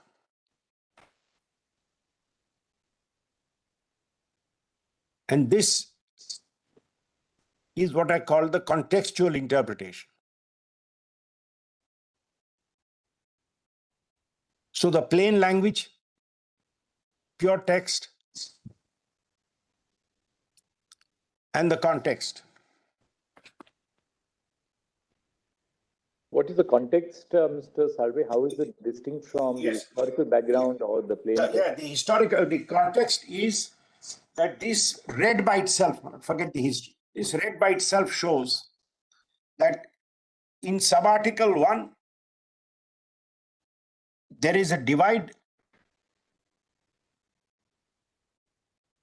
in the legislative list base aligned to not the constitutional general 7th schedule, but to an instrument of accession.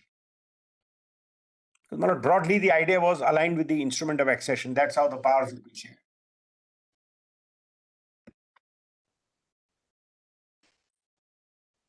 And a partial application of the Constitution of India, not in its entirety, but such other provisions. That's the D.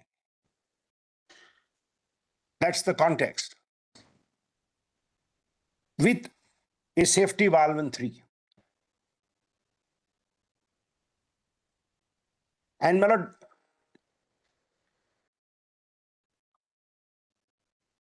the history of this provision also tells us it may be difficult to find a logic in each of these because these were a political compromise. Why was the Constituent Assembly put there? That was a compromise. A lot of things are done to assuage ruffled feathers.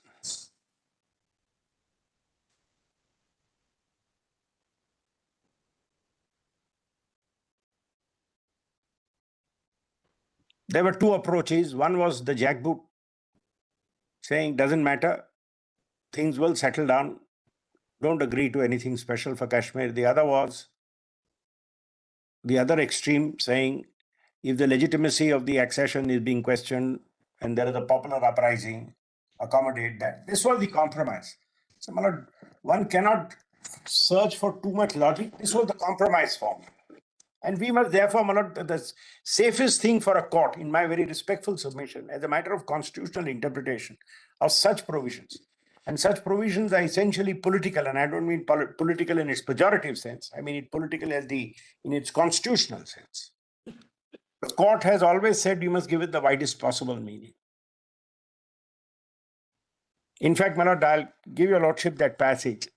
Justice Pandian, I think Justice Pandian, in his majority opinion, where he upheld the abolition of the privy purse, where your lordships upheld the abolition of the privy purse, he says that our constitution was meant to be flexible in these areas.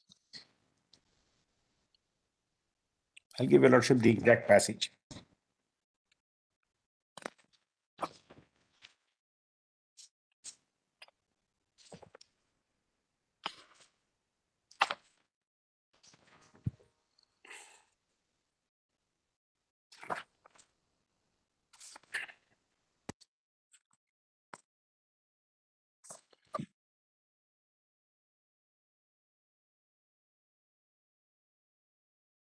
The fact that the ground realities would change in Jammu and Kashmir and 370 would accommodate was not first recognized by your lordship in the Makbul Damno case, which has been cited. The challenge brought where Mr. Garg argued that without the Sadr Riyasat, you could not have the preventive detention law. And your lordship said state means state as exists from time to time. That is, my lord, already there. I'll give your lordship the passage 72-1 Supreme Court cases 536. You have given us para 28. It's there, my lord. It's volume 1 CLC and PDF. you said para 36. 28 there. Para 28. So this was already one example of how this evolved. And that, my lord, backs in with a principle of construction. Your lord, the attorney just cited the presidential reference case, which says, well, if there is a requirement, then if there is a constituent assembly, you must get the recommendation. But if there is no constituent assembly, are you denuded of the power? And the presidential reference, my lord, the attorney just gave your lordships a moment ago. The judgment based on a passage on impossibility. And your lordship cited with approval Craze on Legislation, the 6th edition, in the presidential reference. The attorney just gave it, madam. The Yes. attorney just cited it. I have, my lord, for your lordship's assistance, given the 9th edition of Craze. I believe it's attached to my submissions.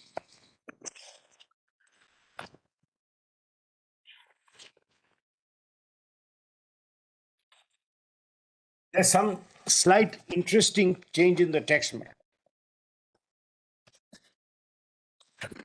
I believe it is at PDF page 37.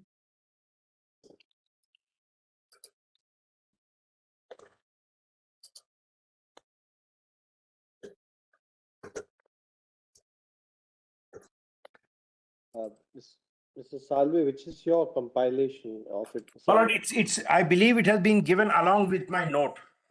Is it along with the note itself? Yes.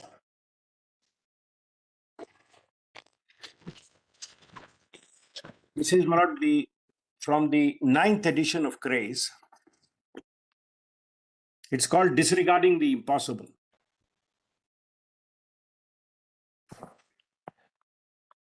Para 8.2.9. It is appended to the note. What page did you say, Mr. Zari? Page 37 PDF. Yes. Disregarding the impossible. Yes. Yes. There's a slight difference in text from what your lordships approved, and in fact, it's even more instructive.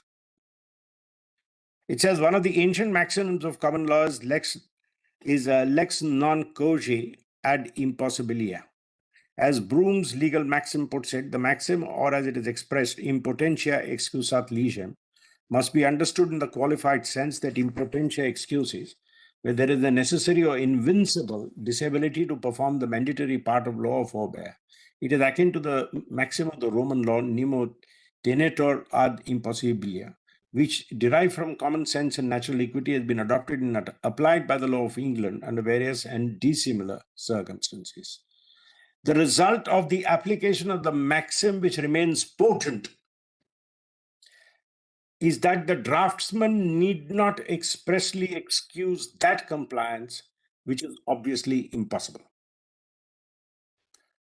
So, for example, if requiring a particular communication to take the prescribed form, the draftsman need not generally state that the requirement can be lawfully ignored where no form has been prescribed for that purpose. There may be occasions, however, where the sense of the legislation makes it arguable that the primary provisions are not to operate at all until certain mechanisms have been put to place by subordinate legislation. If the draftsman thinks it is necessary to avoid a suggestion of that kind, he will generally qualify a reference to the prescription by, if any, of that kind. So, Malad, the principle is very interesting. In fact, we have used it in a different branch, Malad. In service law, for example, we've used it all the time. It says your promotion will be as per rules. Now, if no rules are framed, doesn't mean you won't get a promotion. Then you follow whatever is the general principle. But if there are rules, they must be strictly followed. Oh, Malad, this was the argument in this court. Of course, I went through the judgment. It didn't get to that point of deciding it. The old Malad section 80J, rule 19(1)J. And the argument was, for example, if it says deduction of capital employed, if there are rules, you follow them. If there are no rules, doesn't mean the exemption fails. But there are other provisions which says you will get such other deductions as rules may provide. And that you can't operate unless there are rules. So we have had Malad these two formats. And that is why we come back. Why did the framers of the Constitution not say that if the President receives a recommendation from the Constituent Assembly, then he may?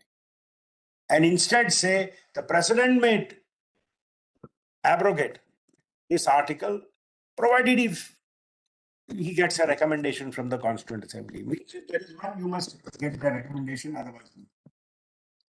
Now, Malad, this was also made. Just 1 minute. I'm sorry.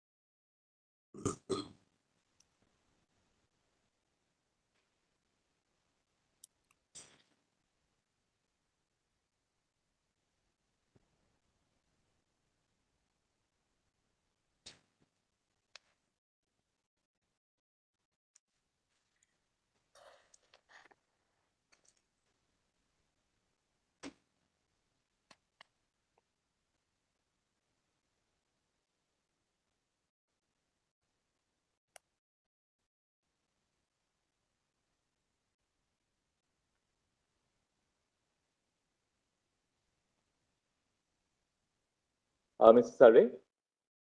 I think perhaps we'll just wait for a second, Mr. Yes, Mr. Salve. Mr. Salve? Voice is perhaps, for a moment he was... Now, my lord. Yes, Mr. Salve. Yes. Can your lordship hear me, my lord? Yes, we can hear you now. Yes. Finally, my lord, look at one important nuance of this article. Yes. In subclause D of clause B, such of the other provisions of this constitution shall apply in relation to that state, subject to such exceptions and modifications as the present by order specifies.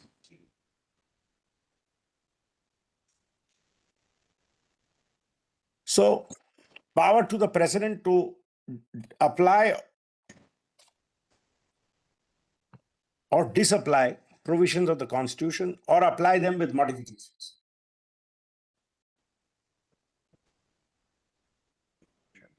And this does not require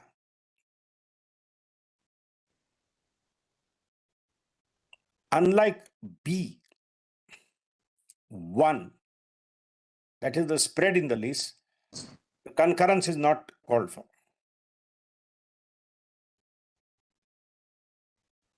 Let's look at it now, Mr. Salve. Let's see that again. I don't... Yes.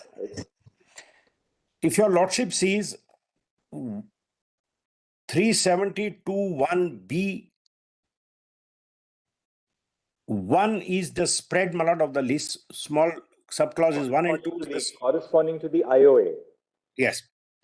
That requires consultation. That requires concurrence. That comes in through the first proviso. B. Proviso, no such order which relates to... requires concurrence. Yeah, B1 requires concurrence, consultation. No, consultation. Correct, my lord? And no such order which relates to matter other than those referred to shall be in the concurrence of the court. So, this was built in. This dichotomy was built in there itself. Now, two things, my lord, your lordship will note. Applying or disapplying provisions of the constitution. No, Mr. Salve, I could not get this argument. Yeah, yes. may I just restate the point, Mark? Clause D relates to not 370, but other provisions of the Constitution. Absolutely. And they can be applied, disapplied, or with such modifications as the President considers appropriate. And that is with the concurrence of that government. Yes. Correct, madam? And sub-article 2 says, is the concurrence referred to in paragraph 2 of B of clause 1, such other matters, or in the second proviso, that is, my lord, would be D, be given before the Constituent Assembly for framing of the Constitution, it will be placed before the Assembly for such decision as it may take thereon. So this was meant to operate much beyond the Constituent Assembly also, because that concurrence would continue forever. There would always be a state government. But state government, what that state government is another matter. There would always be a state government.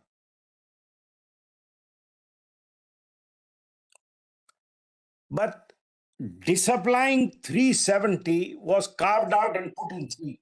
Now that can't be a provision limited in time to the existence of the Constituent Assembly. And that is what explains perhaps why the recommendation rather than concurrence. Mr. Sarve, your voice was cracking just a little bit, when you were making this, the last part of your argument. Yes. Maybe. I'll repeat it, Marat. Yeah, if you could. Disapplying 370 itself comes under sub-article 3. Right. And that is why perhaps the framers of the Constitution scaled it down to recommendation instead of concurrence. And that to put it in a proviso that when there is a Constituent Assembly, during the life of the Constituent Assembly, if you decide to modify 370 or disapply 370, because the whole purpose of the Constituent Assembly was to work, to try and find this area of accommodating both. That's So if fair enough. Mr. Sarve, we got your point. Yeah, That's all. This is a proviso. Yes. It uses the word recommendation and it does Yes. say if there is a recommendation. We got that Yes. point. We got that line of argument. I was just closing it by saying, You're making just a little while ago yes, was that you began by saying that B1 yes, requires consultation. Matters in the list other than those covered by the IOA requires concurrence. That is B2. Then we went to D. yes, D says, subject to such exceptions and modifications as the President may order by order specify. yes, There also there is a bifurcation.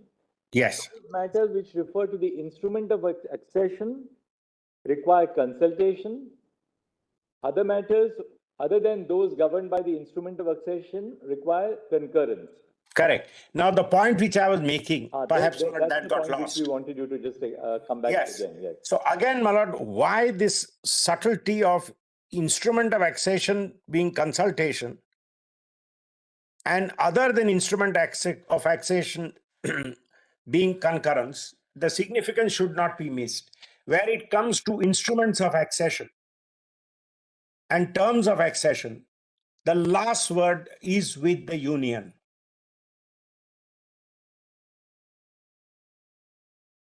No, where do you say that? How do you say that? Because, my lord, instrument of accession requires consultation, not concurrence. The first proviso. Subjects are so important. Convenience.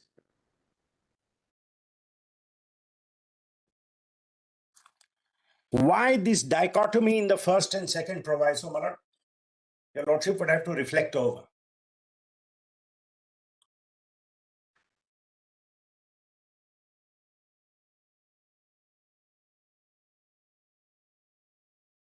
And that also, Malad, feeds into my point, therefore, that where it comes to disapplying the 370 completely, because the whole idea of 370 was accommodating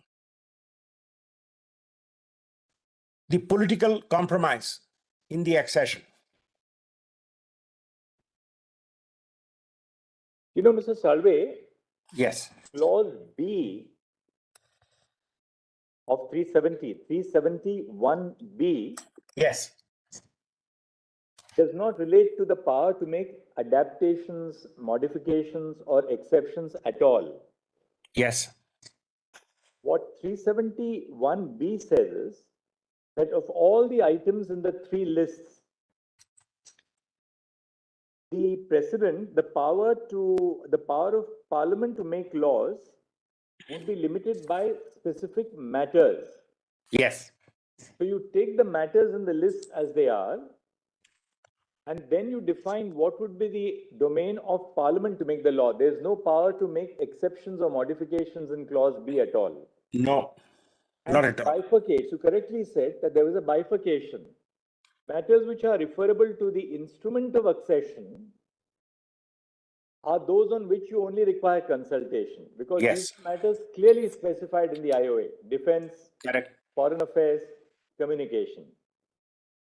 Therefore, when Parliament specified the matters on which it would make laws, if those matters were referred to in the IOA, only consultation with the state government was required, Yes. because they were specified in black and white in the IOA. Correct. But Matters which were not specified in the IOA but are governed by the three lists, concurrence is required. and Malad, Now, when it comes to yes. D is not just specification of matters. D is making exceptions or modifications. That's right. There again, they had a dichotomy. You can make exceptions or modifications, but if it relates to matters in the IOA, Consultation. only consultation. So you are really right that insofar as D is concerned, in regard to matters which are specified in the IOA, only consultation is required. And Malad, one cannot miss the significance, what I wanted to add, of the overlay of the principle of international law, which is engrafted in 363. That these are matters primarily for the sovereign. Instruments of accession and their interpretation has always been a matter for the sovereign. And here the accession being complete, irrevocable and irreversible. That is clear. 1 and 3, Article 1 and 3. Where it touched the instrument of accession, the president had the last word.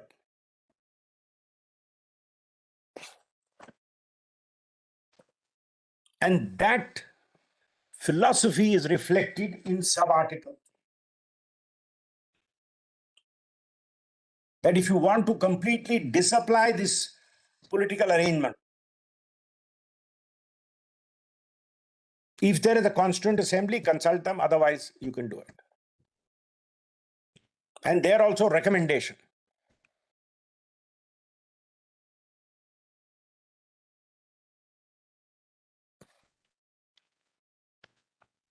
In other words, Mr. Salve, what you're trying to drive at is that clause 3 of Article 370 Yes. is absolutely on the same is on the same Philosophy. trend, or is the same platform Yes. as clause B1 and the first proviso to D. You're trying to equate the power and the substantive part of clause 3.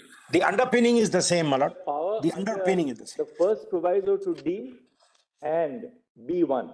Yes. And because the underpinning is, this is where we accommodated, or this is where the powers that be, when framing the constitution, accommodated the political compromise in Kashmir. And unsurprisingly, they reserved the power in the president, instead of driving one to Article 368, they reserved the power in the president to disapply this entire. It's a very unusual provision, my lord. There is no other equivalent. The executive president is executive government, where the executive government can disapply a provision of the constitution. The only internal problem with that argument, we'll reflect on Yes. it during the recess in the Yes. next hour, Yes. that where the power to do something lesser in terms of constitutional impact is hedged in with restrictions, namely the power to make exceptions and modifications, can we subsume that the power to have something greater, which has Yes. greater constitutional impact, namely the abrogation itself, will be bereft of all limitations? My lord, to which my respectful response is, there is a compromise. I keep in my control, because the accession is complete. Let's, so what are the understanding? It's a part of India. 1 and 3 apply. It's an Indian state. But I have a political compromise in which sub-article 1 has how it will operate. That's the compromise. But sub-article 3 is to put the compromise to an end. And I reserve that power. Mr. Salve, we are almost at the anvil of lunch. Just Yes. one, maybe one of the juniors can do it here in the court as well. Yes. Found which were those matters governed by B1 and which were the matters governed by B2. B1 basically covered the 3 subjects. Yes. Now, which were the matters in the IOA to which the first proviso to D applies? We'll not try and respond to that at 2 p.m. So we'll, I see that. I see that. that will give us some insight on what was the intent of. Yes. I'm deeply obliged. We'll do that. So many articles that deal with defense, which are covered by the instrument of accession. Yes, my lord, And that list is given. So I had in my list of dates, Lordships would recall the sub-article A1 says that the president would demarcate which entries fall within those 3 areas. So there was a specific order passed, possibly the first order. 48 or 54. Yes, my lord, which 50, my lord, 50. which say, my 54 lord, then. communication would have telecommunication, postal communication, etc., etc. So 3 entries. So which were the other articles? No, we'll respond to that at 2. Because D, the first proviso to D for Delhi, deals with other articles, not the specification of matters in the list. not D1, the first proviso to clause D deals with other matters which are governed by the instrument of accession, where again consultation only is required. We're just sort of understanding Mr. Salve's. Communications is also in the list. That is also not other articles. No, I don't think Mr. Sibal has understood. My lord, I followed your lordship's Also in the question. list, I'll respond to it too. We'll also try. That may have some bearing, Mr. Salve. Yes, of course. Your argument on clause 3, that's why. Yes, my lord. Yes, I'll do it at 2. I'll do it at That's a 2. very interesting point. We'll also leave it here. Yes. The list is all there. Which one is also in the list?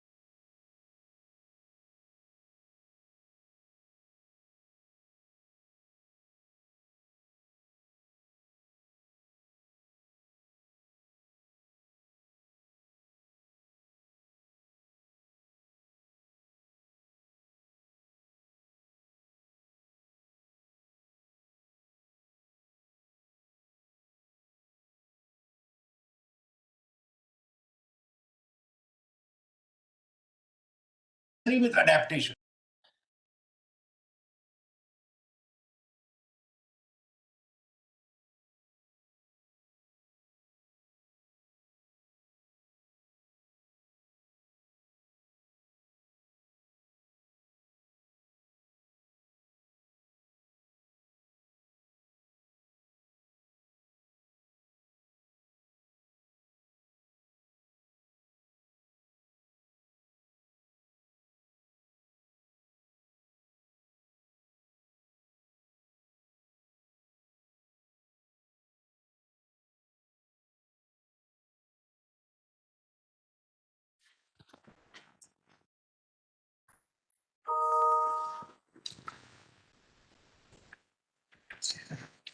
Stay. Stay.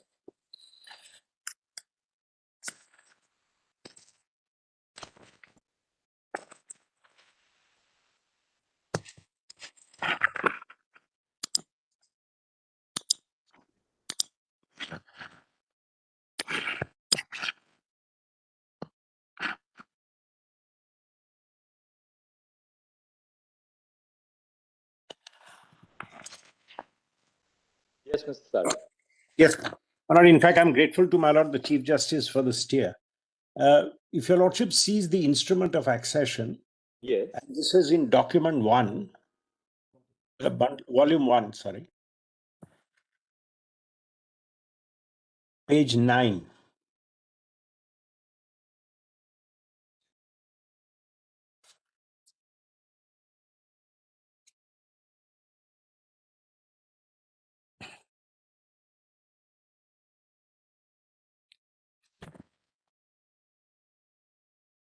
Your lordships have it? Yes.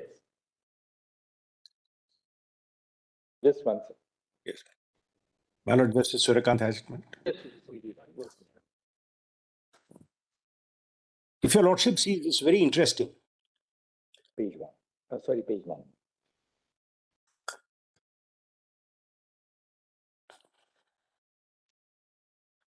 Clause 1 is the accession. Yes. He says, I hereby declare I accede to the dominion with the intent that the Governor General of India shall, by virtue of this, my instrument of accession, but subject to the terms and for the purpose of dominion, exercise such functions as may be vested by them in the Government of India Act as in the Dominion of India on the 15th day of August. I hereby assume the obligation of ensuring that due effect is given to the provisions, etc. Now look at 3, man. I accept the matters specified in the schedule as the matters with respect to which the Dominion legislature may make law for this state. So this is B1. Yes. This corresponds to clause B1. Yes, my lord. And this was in a schedule which I'll show your lordships in a moment. I hereby declare that I accede to the Dominion of India on the assurance that if an agreement is made between the Governor General and the ruler of the state whereby any functions in relation to the administration of this state of any law of the Dominion legislature shall be exercised by the ruler of the state, then such agreement shall be construed and have effect accordingly. Now, my lord, comes the most important thing. In 6 says, nothing in the instrument will impart dominion to make any law authorizing compulsory acquisition. Now, this is interesting. This is a carve out from the legislative list principle. But I hereby undertake that should the dominion apply, etc. Now, my lord, 7 is important. Nothing in the instrument shall be deemed to commit in any way to the acceptance of any future constitution or fetter my discretion. And nothing in the instrument affects the continuance of my sovereignty and over the state, save as provided under the instrument. Now, this was the instrument of accession, but the Constitution finally, if your lordship now matches this with 3.7, and I'm sorry, my lord, for completeness, the schedule your lordship will find in volume 4, page 176.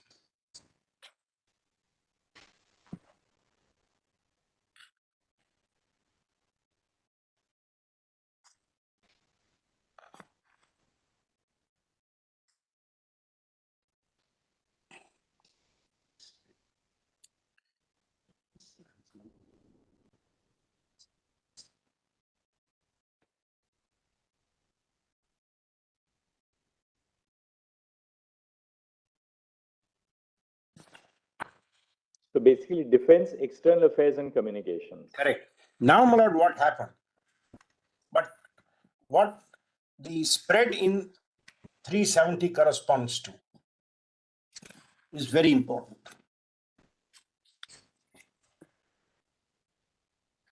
370 starts by saying the Part B provision will not apply. 238 will not. Right. Then it says the power of Parliament to make laws shall be limited to those matters in the Union and the concurrent list which in the consultation with the government of the state are declared by the President to correspond to matters specified in the instrument of accession. So this was on the issue of the legislative lists and that schedule. Matching them with our 7th schedule, and the President would decide how the 7th schedule is to be divided. And here it's only consultation consistent with the philosophy that accession and instruments of accession, these are what are in international law called political documents, not political in the political sense, political documents. I think, Mr. Salve, it's very clear now. If the President wanted to make any exceptions or modifications Yes. in respect of defense, communication, or external affairs, then only consultation was required. Correct. Now, my lord, of the first proviso to clause D. correct. Now, my lord, applying other provisions of the Constitution, and my lord, I don't have to give your lordships a catalogue of which are the other provisions. I mean, there are so many important provisions of the Constitution. They would be phased in and applied under D. Right. And for that, they said concurrence. They would require concurrence. They would require Yes. concurrence. They referred to either defense, Correct. the legislative lists. external affairs or communications. Broadly, let us say the legislative lists are put to one side because that is really power to make laws. Yes. But for not institutions, your lordship's jurisdiction under 32, for example. The Constitution also, yes. Your lordship's jurisdiction under 32. Should it extend or should it not extend to Jammu and Kashmir? These are, and what about public service commissions? What about election commissions? So on and so forth. So not all those were provisions to be applied if necessary with adaptation. Now, my lord, what is important? And I come back therefore to my point. How does this align with a complete accession? Article 3 is the answer. That this is an arrangement for the phased introduction of the Constitution, keeping or reserving unto the President the power to disapply this article. Now, obviously, for that, there cannot be concurrence. So it makes sense. Recommendation if there is a constituent assembly, otherwise the action of the President. This was the arrangement, this was the compromise. And my lord, this compromise was not just with the state of Jammu and Kashmir. The solicitor has placed before your lordships the sharp differences of view even in the Congress Working Committee. They rejected this plan. First time when Shri Gopal Ayangar presented it. Sardar Patel's letter is cited in the solicitor's list of dates. And he said, sorry, I don't accept these. So there were, this was a very matter with more than one point of view and competing points of view. So this was the compromise formula, which is incorporated here in the Constitution. This was the workable arrangement. This is all right. Ultimately, we will decide and we will keep to ourselves the power to disapply this article. But if this works phase by phase, introduction of the Constitution, why not? And it did work to a large extent. So, my lord, that principle, which my lord, the Chief Justice was pleased to put to me, about lesser power and larger power, would it not require greater safeguard? That would not occur. That's what I call the contextual argument.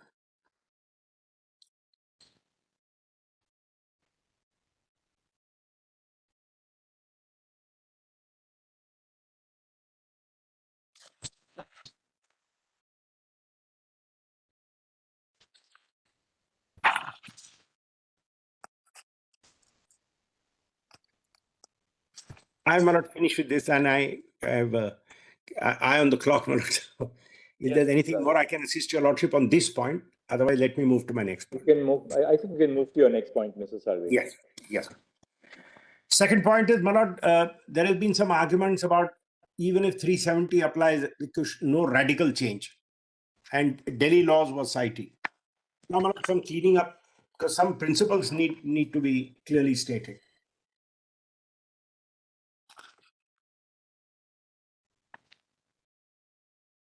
The Birla cotton mills in Delhi laws, the power to extend laws, you cannot make a radical change. My lord, that can have no application here.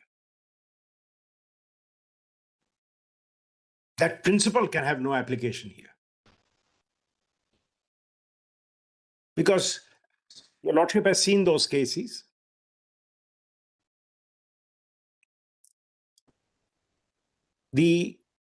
Your lordships read down the power to extend and apply laws under Article 14. The argument was excessive delegation. You have conferred upon the executive the power to change a law made by Parliament and its application.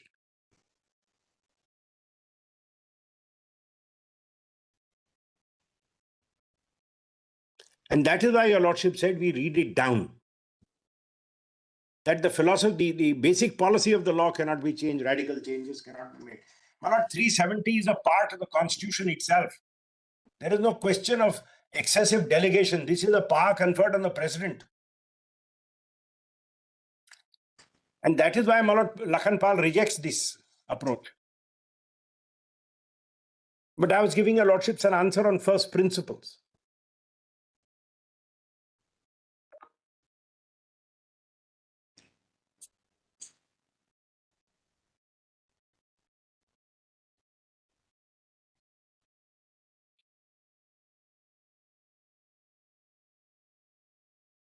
Yes. The power, my lord, under 370 is plenary in nature. And this is a power conferred by the Constitution.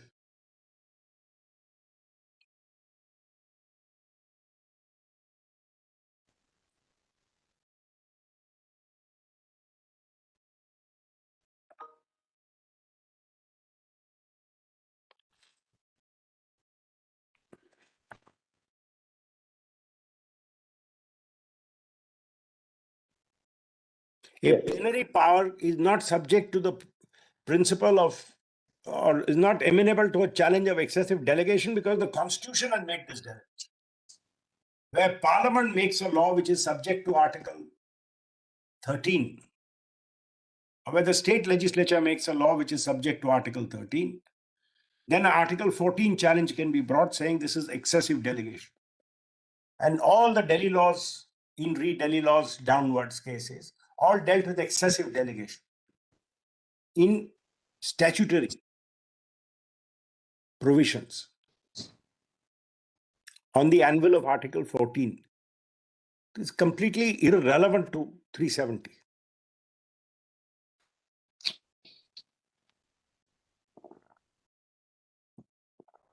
Your lordship has already said this in Puranmal, but I wanted to just put it on first principles. Yes. The second, my lord, point is that the power exercise is legislative in character. I don't think I need to belabor that point very hard. Applying provisions and disapplying provisions, modifying provisions of a law is legislative in character.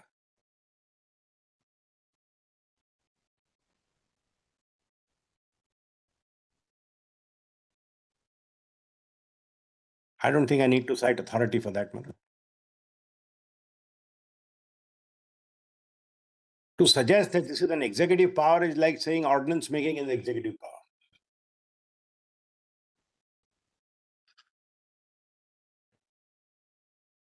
And it is done by orders, Malad. I'll just give you a lordship a citation. The Meghalaya case, with Schedule 5, for example, of the Constitution. 1972, one Supreme Court case is 148, just for reference. Where your lordships have said that, because there also the president can by order say this and by order say that. You're not saying this.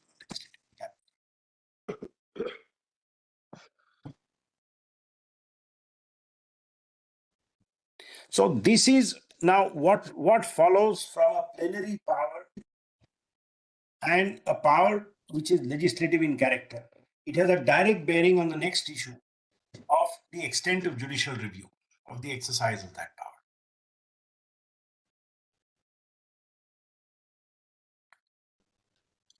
Because that logically takes me to my next point, that the Ajit Mills principle, as Justice Krishna has explained in Ajit Mills.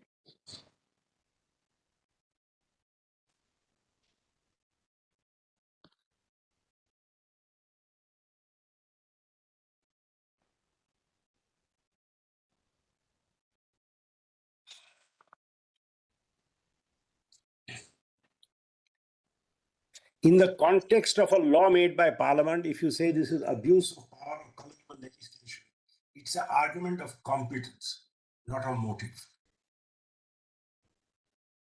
That is not the Ajit Mills principle. Your Lordship knows when the first law was made, saying if you've collected illegal sales tax, which is not chargeable, if you've collected, you pay. The argument was this is colorable legislation because you're taking away. And Justice Krishna's answer, I'll just give the page and para numbers, 77 4 SCC, page 98. This is attached to my note. This is attached to my note starting from page 6. Page 4, sorry. And the relevant paras. But Mr. Salve, even if it is a legislative power, Yes, as you say it is, and probably it is, it's amenable to judicial review on the ground of Article 14. A legislative power cannot be challenged on the ground of malafide.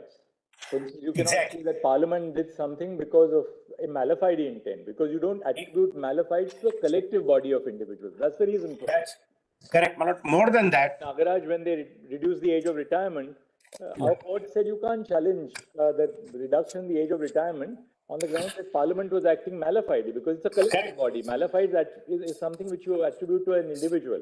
more than that, my lord, your lordships have always said, where it comes to colorable device, supplementary, and all these, as it is, my lord, explained in this judgment, Actually, they started that. it is really a competence argument. Colorable exercise of power in Tulloch, our court said, it really means that though you are purporting to exercise power under one entry, you've actually transgressed into another entry. So it's really a question of absence of power, legislative. It's a competence argument. It's a competence argument. Yes. And it's not the Wednesbury unreasonableness. Yeah. But equally, Article 14 would be attractive. But 14 meet the test of Article 14. But 14 can have no application to an Article 370 sub-Article 3 situation. Of course, legislative power you can, if you make a rule which is plainly discriminatory, you can strike it down on violating 14. Of course. Because if Article 13 applies, the whole panoply of fundamental rights apply. But therefore, assuming that this is a legislative power, it is not immune to challenge on the ground of violation of fundamental rights. Correct. Fundamental rights, whether a 370 sub-Article 3 disapplying Article 370 is at all amenable to fundamental rights, question mark. I'll address your lordship for a minute on that. Because this is a relationship between the union and a unit of that union.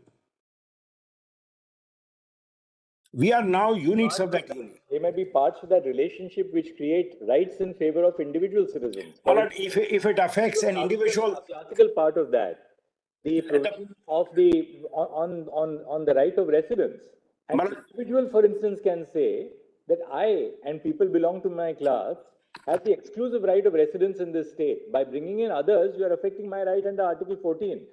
Whether there's substance or not is a different thing altogether, but it's amenable to that challenge. You can't say that the challenge is immune.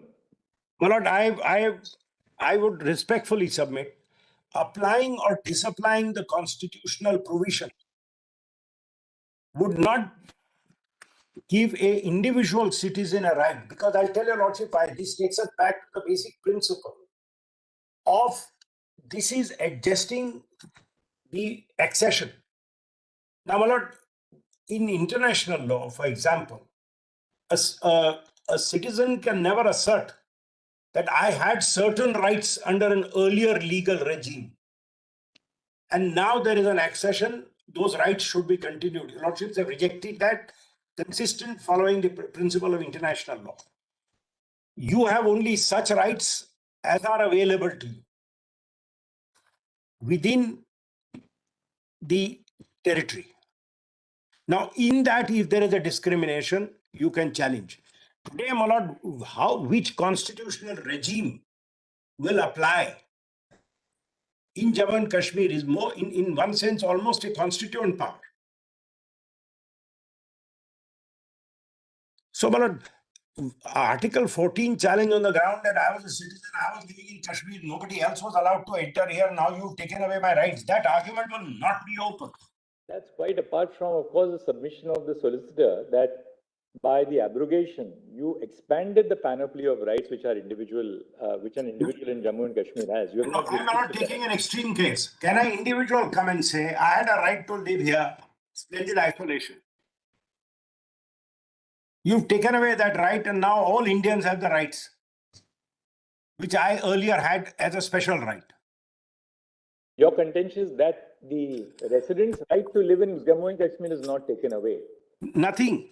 Their rights are expanded by applying the whole of the Indian Constitution. Nobody has a vested right in a state of governance in that sense.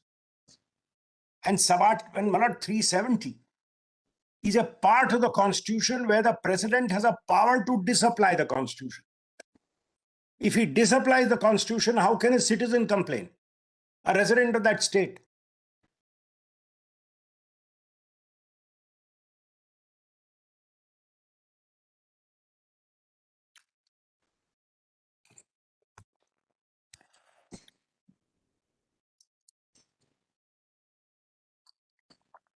As much as a resident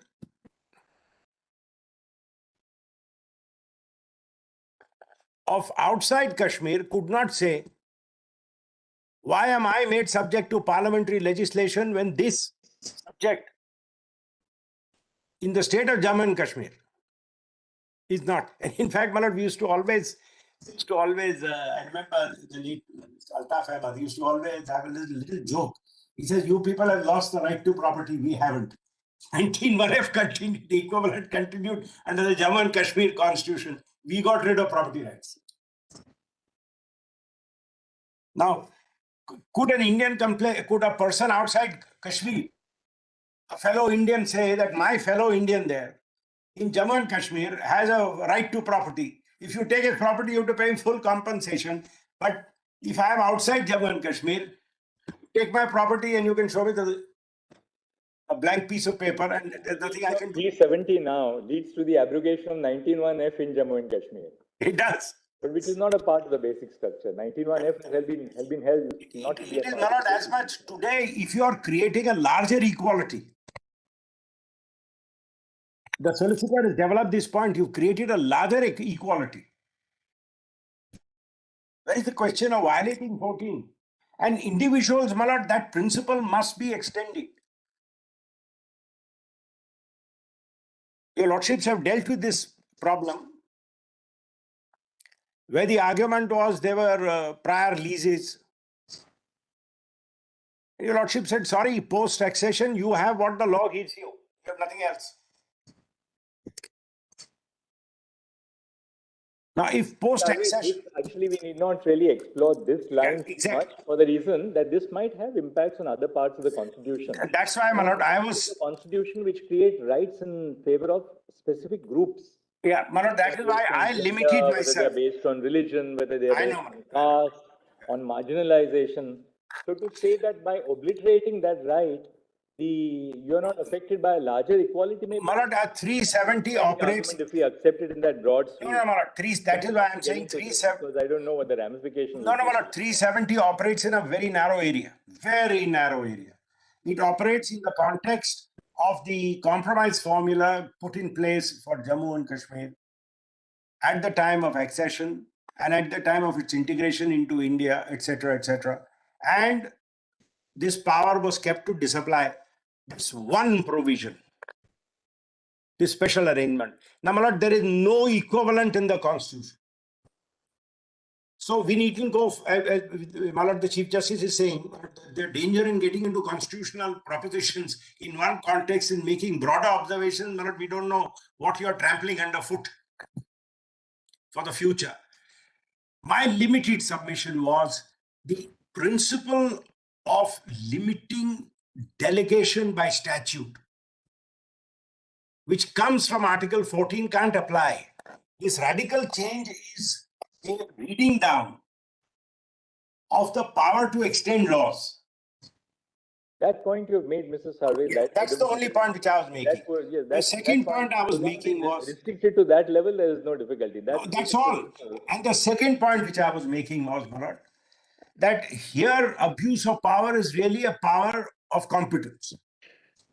And nobody's challenged the provision of clause 3 of Article 370. That is which, my lord, in fact brings me part of the original Constitution. In fact, my lord, which brings me to my next point. And I'm going quickly now, because your lordship has seen the point. That this repeated reference to basic structure, my lord, quite frankly, even in some of your lordship's judgments, I find a little surprising. Basic structure was not a principle as an independent standalone constitutional right. Basic structure is the limitation inherent in 368. And constitutional amendments are tested with reference to the basic structure of doctrine.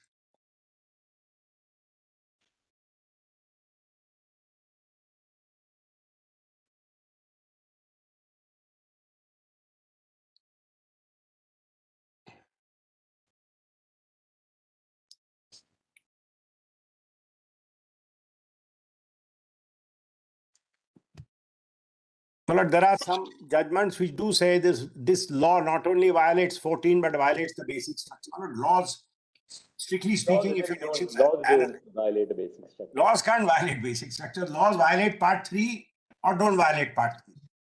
You know, in 2 judgments, though, we have said that a particular law protects the basic structure. One. But laws are aligned with the basic structure. Places of Worship Act in Ayodhya, we said that is in pursuance of the... Correct. But laws... The second, we said that the amendment to the introduction of the amendment for Delhi in 239 AA was in furtherance of the basic structure, which is... furtherance of basic structure... So there's a little bit of...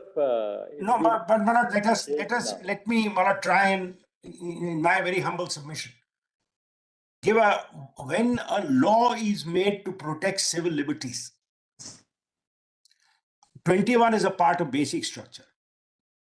A law made to protect civil liberties is a law aligned with Article 21 and therefore aligned with the basic structure.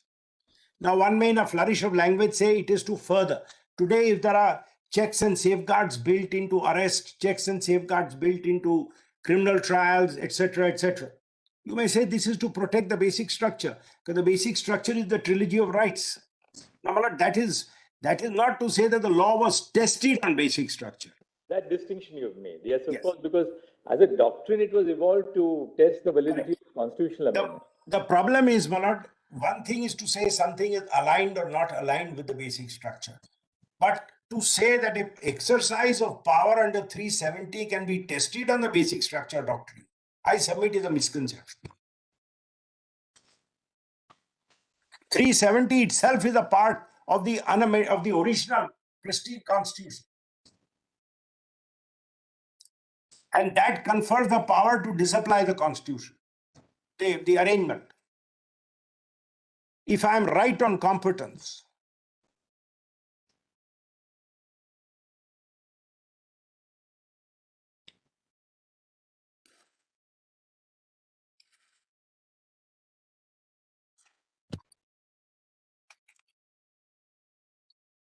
Anything else, Mr. Sarve, now? so my lord, that is the basic structure point. Yes. And the point which we have therefore already made, and I close with that submission, how would your lordship interpret this? The nature of the provision is such, if it confers plenary powers, not in the field of civil rights, not in the field protected by Part 3, but in the area of governance and in the area of constitutional adjustments, your lordship will give it the widest possible. Because the idea is never to hedge in future generations by reading the constitution narrowly. That is a well settled principle. Last point which I have to make, my lord, is if we are wrong on this, the 356 test. Can a change of permanence be made when a 356 regime is in place?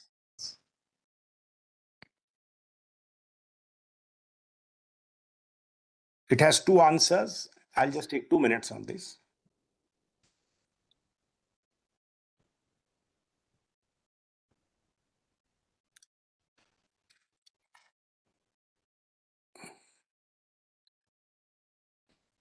This is no longer res integra, my lord. Your lordships have right from Rajasthan and Union of India, Bomai chiseled this law and said, up to the stage where Parliament approves, don't do anything which is irreversible. Thereafter, you may. Because everything in one sense is irreversible.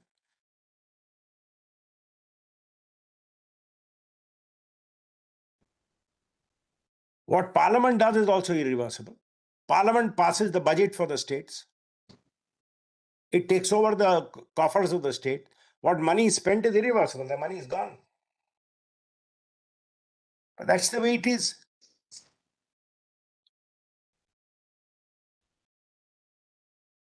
The president may not dismiss people, appoint people, create institutions, remove institutions.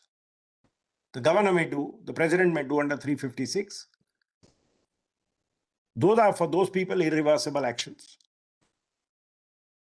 That is why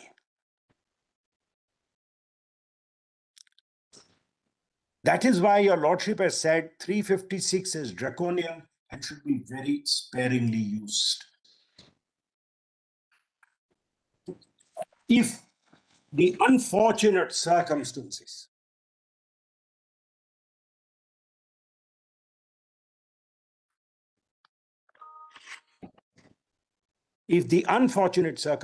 require that for a defined period of time, the system of governance is changed under 356. If those unfortunate circumstances exist, and a very narrow area of judicial review is permissible, it doesn't arise because there is no challenge before your lordship, a bald prayer without the necessary averments, a challenge. Then, my lord, one is to accept the consequences of 356. But that's in the alternative. If I'm right on my construction, my lord, of the proviso, quite frankly, minus the Constituent Assembly, it fell away. So you just added the state legislature and then you acted for the state legislature. Nothing my lord, dramatic really happened. If one ignores that also, if we are right on the proviso, then none of those questions arise. That, my lord, is the submission, unless there's something else I could assist your lordship. Thank you, Mr. Sarve. That would be all. Thank you, Mr. Sarve. Much obliged. Yes, Mr. Dev. With the leave of my learned friends, I'll try to be as possible to conclude my submission. I don't want to eat into their time too. a couple of things. Your Lordships will notice in my written submissions, page 41. I have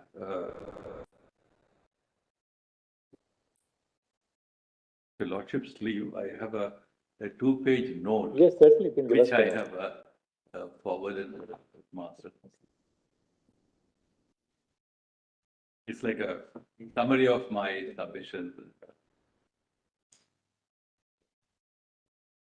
No, it's been given to the. You just upload. Yeah.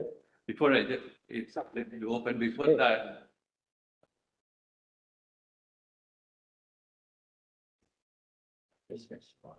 The 3 broad reflections I want to share with the court. It's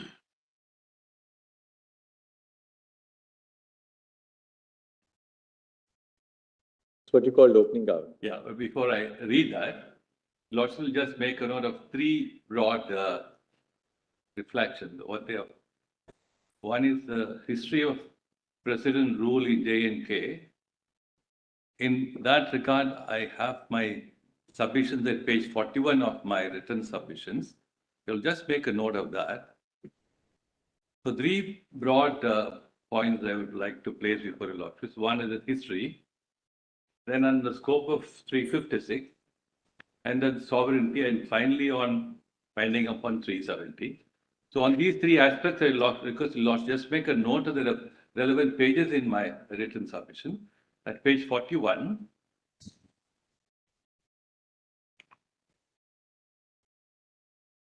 just briefly sketch the history of President rule in J&K.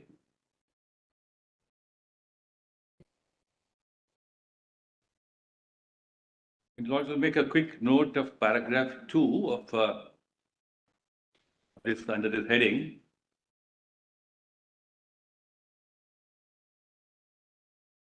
So I say there is no constitutional injunction barred that during the imposition of the President rule under Article 356, any measure under Article 370 cannot be undertaken. So I say they can be undertaken. So the following orders which are spelled out in the paragraph 2 are examples of such exercise of measures. And thereafter, let's just make a note of 2 or 3 paragraphs here. Paragraph 5, paragraph 6, and then paragraph 7. May just read paragraph 7. This is at page 42, my written note. 66. Because they try to point out in the footnote that the canvas which needs to be addressed is of such complicated issue that it only put in a strike jacket. So I see in paragraph 7, well, all political choices or political action may not be free from the scan of judicial review. This would be a qualified statement. The combination or choice of measures to be undertaken by reason of the duty imposed under Article 355 and the authority always available under Article 3 of the Constitution of India will all be matters of a class of decision making and deliberation which will deserve deference and not scrutiny. May I have qualified being and not strict scrutiny, if I put it like that. Then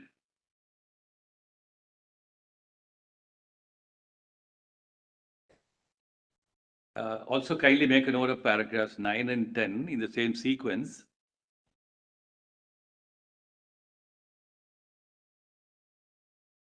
Particularly paragraph 10.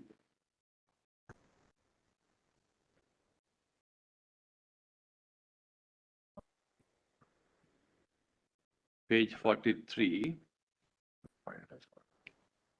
And that follows that extract from Bommai, very carefully worded provisions about the political ticket and considering the political wisdom, etc. Following that, paragraphs 9 and 10. I just quickly read them. S.R. Bommai principles on justiciability of the exercise of power by the President may not be mechanically extended to circumstances of imposition of President's rule in the context of matters such as external aggression and internal disturbance, and more particularly in the context of the dynamics in relation to the border states. In paragraph 10, consequently, CO 272, which can be treated as a product of consolidated stock taking of decades of internal disturbance, and unrest in the state of J&K is a valid exercise of power by the President to achieve a larger constitutional and public interest aim. That's how that aspect ends. Then, on scope of 356, kindly turn over to page 47 of the written note.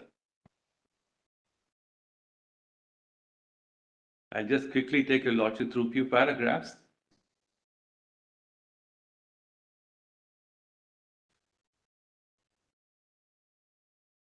Well, in paragraph 1, I talk about the preamble, and paragraph 3.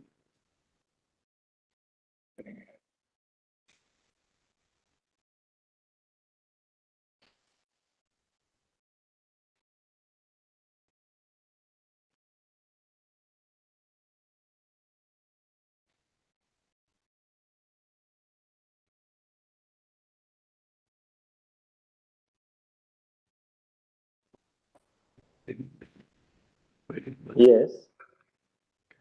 Um,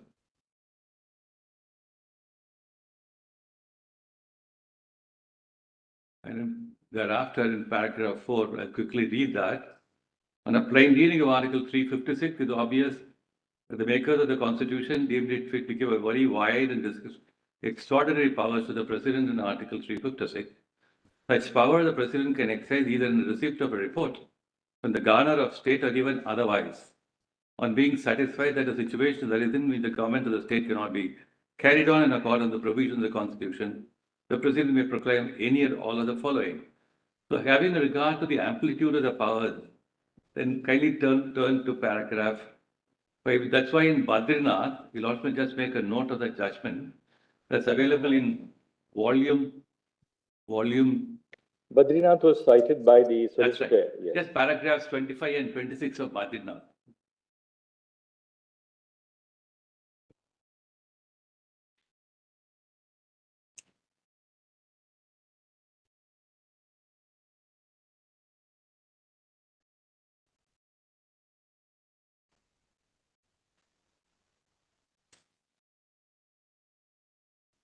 Yes.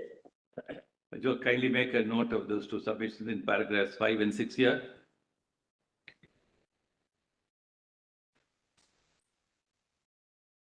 Also, please make a note of paragraph 8, where we have set out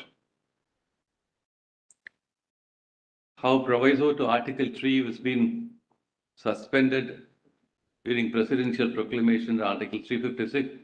In the following case, we're given a list of all those cases when, therefore, it is not something a departure here. It's in tune with the constitutional practice.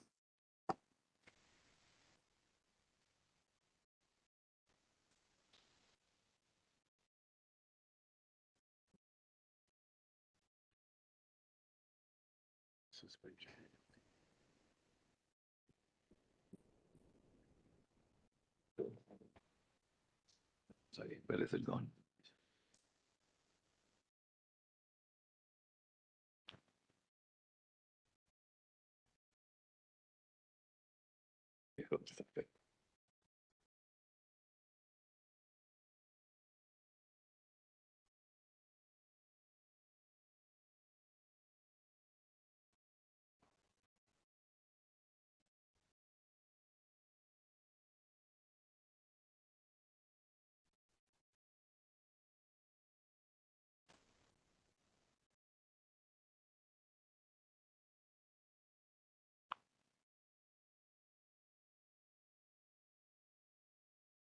The other things, Yeah. Bombay and Badrinath, we've of course seen the solicitor cited both the Sure, judgments. please. So Just make a note of those paragraphs, which is spelled out, paras 10 we've to got that, 13 we'll in this read note. that. Then I'll quickly run through this. Well, kindly turn to page, please revert back to page 16. Go back to 16.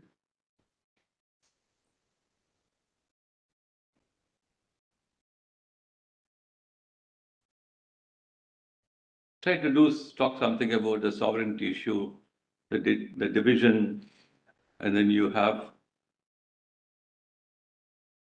the thesis that you have retained something with you.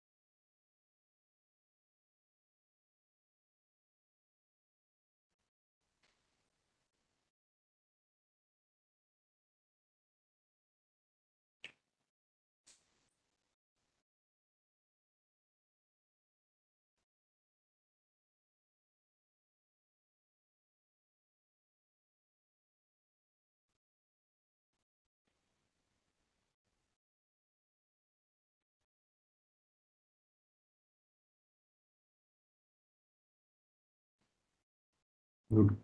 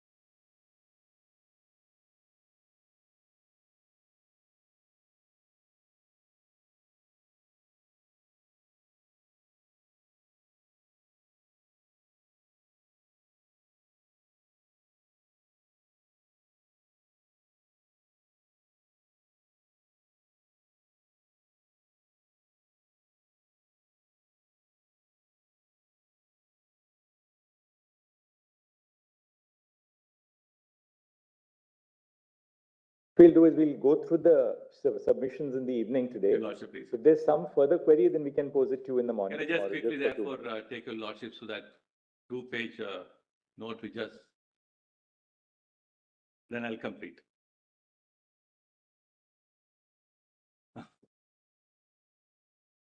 This one. Yes. I proceed to read it. Where is it?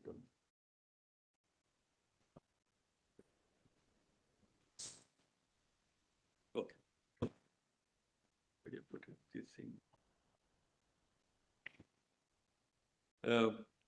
The process of constitutional integration of J&K bears all the resemblance with the process of constitutional integration of various territories of India, namely democratization combined with the merger of small states, formation of union state, the idea of having constituent assemblies for framing constitutions, etc. There was no distinct or special compact between Union of India and J&K as far as the constitutional integration process is concerned. The political compulsions which intervene in the case of J&K resulted in the formalization of the process of integration as enacted in Article 370. This formalization of the process has no flavor of a distinct special or a special compact, the object being constitutional integration.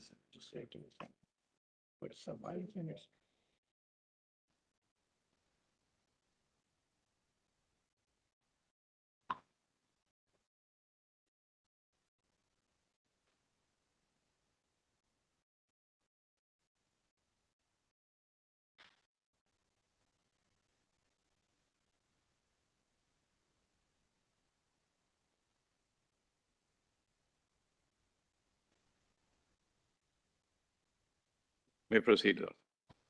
Then 2, Various 3 is about Article 370 on behalf of the petitioner, the self-serving propositions away from the text and context of the provision and the intent and content of the provision.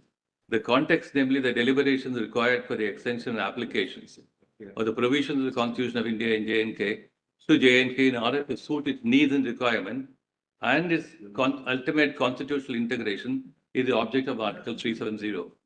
This process is expected to be completed in the course of deliberation by the Constituent Assembly. At one level, having regard to all the constitutional orders issued before 1957 and Section 5 of the J&K Constitution, it can be stated the process of integration was complete.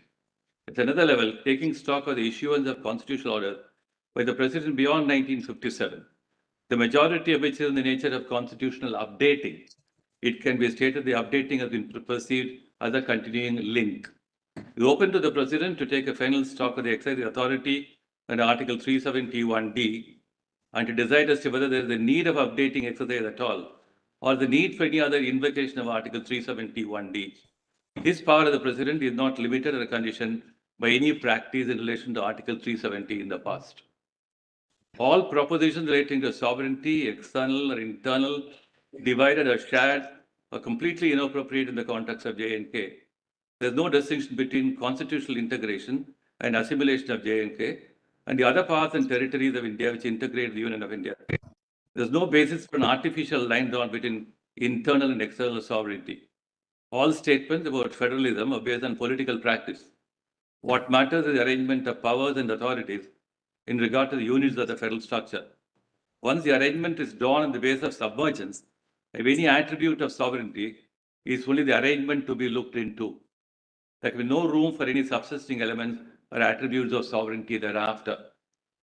Part 18 of the Constitution of India is a composite scheme calling for its flexible application, having regard to the fundamental mandate of securing the integrity and unity of India. The application of provisions of Part 18 in the case of border states and the appreciation of factors to be reckoned in the regard will not be justiciable. It is open to the President and the Parliament to act both under the scheme of Part 18 and the plenary powers under Article 3, which is not conditioned by the provisions of Article 356. No rights in relation to representative democracy have been taken away. Reorganization of states include temporary or other rearrangement rights to serve the integrity of federalism and the unity and integrity of the country. All rights are available for exercise only if the unity and integrity are intact. The doctrine of necessity is flexible. The long history of internal disturbance, lack of availability of real measures of rights and justice are matters that can be legitimately taken into account for paving the path for due course rearrangements. No person can have a vested right in favor of a perennial state of unrest, and all instruments of law which have not subserved peace and justice have no inherent justice right to exist or continue. However, it is submitted that all measures taken within due process are granted and to be pressed into service to act in exceptional circumstances.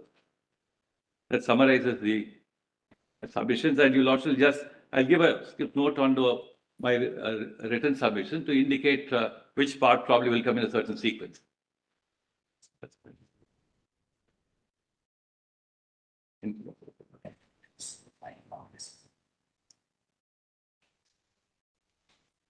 I'm thankful for Lordship's kind indulgence. Thank you. Thank you.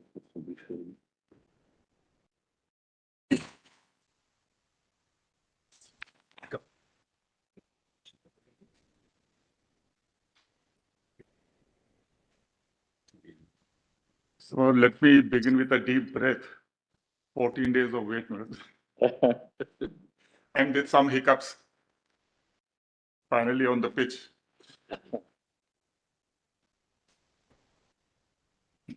However, my lords, we are dealing with Kashmir, my lord. If one goes to Kashmir, my lord, 14 days are not enough. I think this is the first I will vouch for that. And even a month will be, my lord, less. There's so much beautiful scenery and so much beautiful and nice people, my lords. And a nice culture. So what one thing is there, my lord, with this proceeding, the learned councils, what name?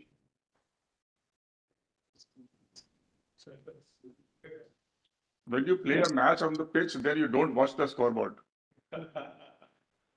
Oh, you forget it. So one thing is clear, my lord, that the learned counsels on my right, my lords, they have very ably, my lord, put forward the case for the rights which the people of Kashmir, or at least some of them, feel vest in them, and the desire to see the continuance of 370. Nobody can say, my lord, that the lawyers who are not from Delhi, they have taken full care, my lord, of the interests of those who believe in the continuance of 370, and even the world who is watching should see, my lord, that the emotions with regard to Kashmir are not only running in the veins of people of Kashmir, but the whole of the people of India. They are concerned with Kashmir. One way or the other, that's a different matter. Which way the judgment goes is another matter. But we are all concerned with Kashmir. That's the stature of Kashmir, not in the hearts of all the people, not 1.40 crores. Lord, the other aside is, Lord, that I was wondering, Lord, taking a cricketing analogy, just a little aside, Lord, that when we walk into the pitch, the opening batsman, Lord, is one finds with the guards and thigh guards and elbow guards and helmets nowadays. But our Lord, opening batsman, Lord, the learned Solicitor General, when he walked up, he did not walk up any pads, etc. Lord. And that reminded us of the period of Sunil Gavaskar. Lord, we never had wear Lord, the head caps and all that. Only the skull cap was there. So he didn't start by saying, Lord, that these constitutional orders carry the presumption of validity, Lords. These are all available, Lords, to the state to stand up and say, which your lordships, of course, keep in mind. One, that there is a presumption of validity, Lord, which they have to, the burden is on them to show that unquestionably, undoubtedly, the only conclusion is what they are confessing for. The second principle, Lord, is that if there are two views possible,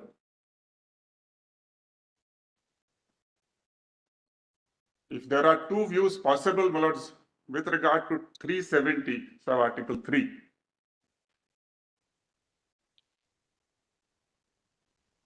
then that view should be adopted, which sustains the exercise of power rather than it defeats that exercise of power.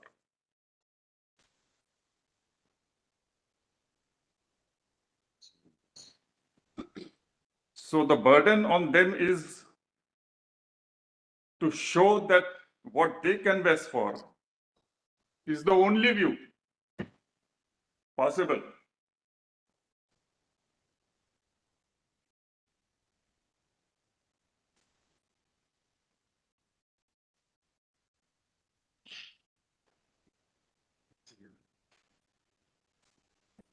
Mr. Dwivedi, which I are you appearing in? I'll be just like.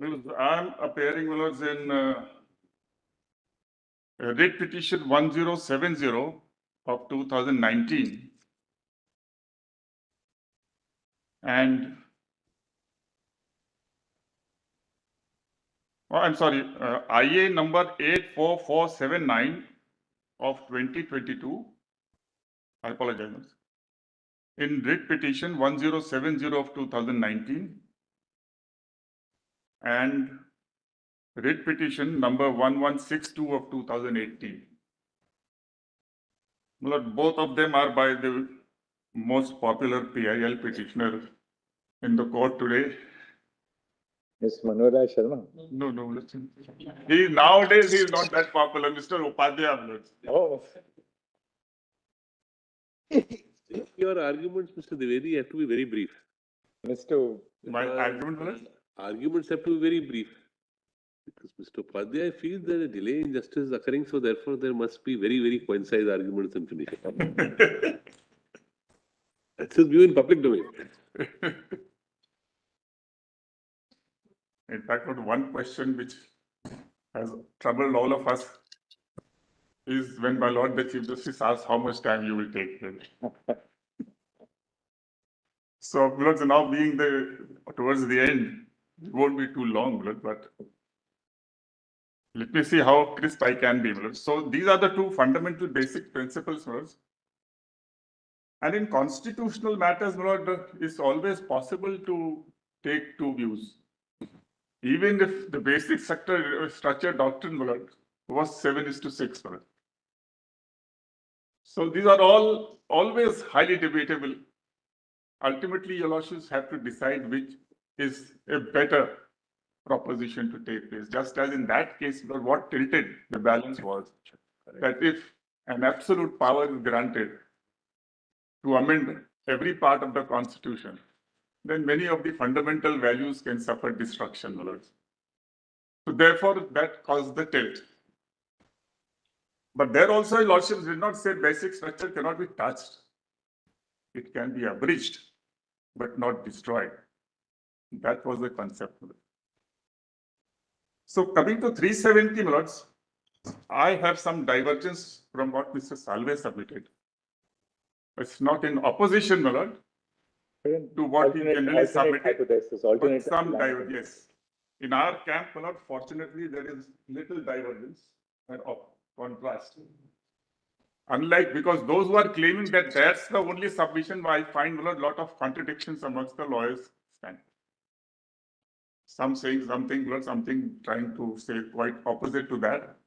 But that apart, my divergence is about the character of the power of the president. Mr. Sibal said it is executive, president's power. Mr. Salve says it's legislative. I say, my lord, that this power is a constituent power, much wider than Article 368. The fact that it is vested in the president is for the special reasons which existed when it was framed.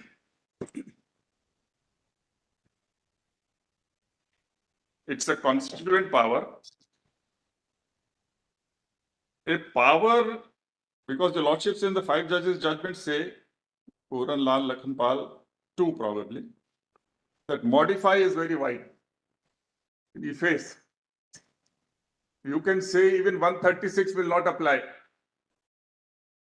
Ordinarily, independence of judiciary, if anybody touches 136, it will be struck down as violating basic structure. So the power to modify and accept under D is very wide.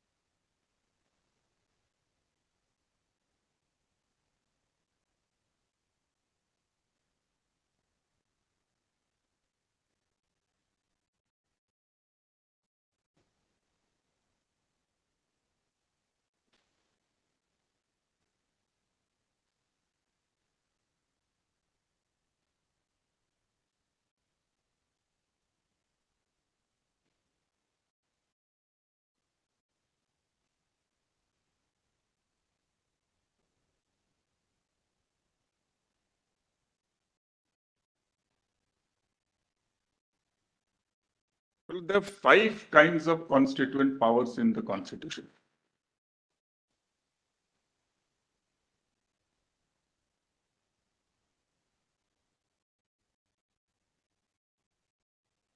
Yes. The first was the original constituent power in exercise of which the Constitution was framed.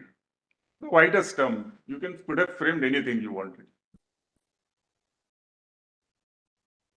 Whatever kind of federal structure you wanted. The second word is the ancillary constituent power. That is something like Article 238 was that for certain period of time, the federal structure stands suspended, the central government will control Part B states and develop those structures and ensure that it comes up at level. And that's very important. It doesn't apply to Kashmir, that's one thing. But the idea was that the central government should take steps to bring it up at par, those states, Part B states. The other was 306. In the chapter of free trade and commerce, where certain states were very much interested in continuing with the power of taxation, particularly Travancore, Cochin, because being on the port, their entire income was found based on the export and import duties. So therefore, 306 permitted for a certain period those states to impose, levy and collect tax.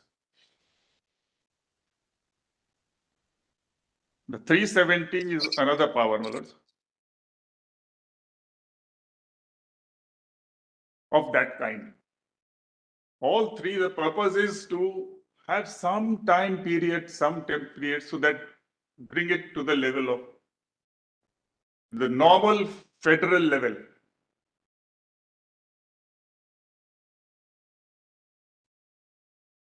Asymmetry, is completely different concept. Some tribal area may be lagging behind, some state may be lagging behind, some state may have some special features, so you may for some time allow them certain special treatments. All these detailed provisions which are read out to your Lordship, 371 G2, dealing with the Northeast and Andhra Pradesh, Mizoram, etc. They have nothing to do with bringing at par. That is to protect the tribals and so on. But these three articles stand on a different footing, and their objective is to give a certain breather, certain time, so that in due course, of course, the manner of alignments, how it will be brought in are different. So Article 238 was not limited in time, right? No, but ultimately by 56 it was. Right. It was intended to be a permanent feature. That's what I mean to say, Rose. Under the policy documents, which I will read out to your Lordships to the relevant portions only, would show that the idea was because the different Indian states were in a different state of development. Some were so small they could not hardly afford to have a legislature, etc. I know. So state structure could not be supported by them. So like even in Himachal Pradesh, they had to be collected and put in one. So many union of states had to be carved out. Many small states had to be just merged. They could not afford to have a state. And though even those who formed a union, they hardly had a constitution. That it required a time period to build a constitution for the United States. So for various reasons, in various phases, things developed. And so finally, the federal structure which was formed, even at that stage, there were pulls and pressures. So certain compromises struck. And these three articles, therefore, are ancillary constituent power. They are continued. This is very significant with the process. For example, for 370, the process which started with the framing of the constitution, it was understood that this is to last. They don't fix a time period, though they have put it in part 21. No specific time period is put there, but it is expected that in due course, as Nehruji and Gulzari Nanda Ji said in their speeches as prime ministers, that slowly B1, B2 and D will be used, and the alignment process will happen, and slowly a time will come where really nothing remains. Then put them at par and finish it off. This is meant, therefore, to slowly align it, bring it at par, and terminate it. So it's that continued process, and that's why it's an ancillary constituent power. The third is, my lord, the amendatory constituent power in 368.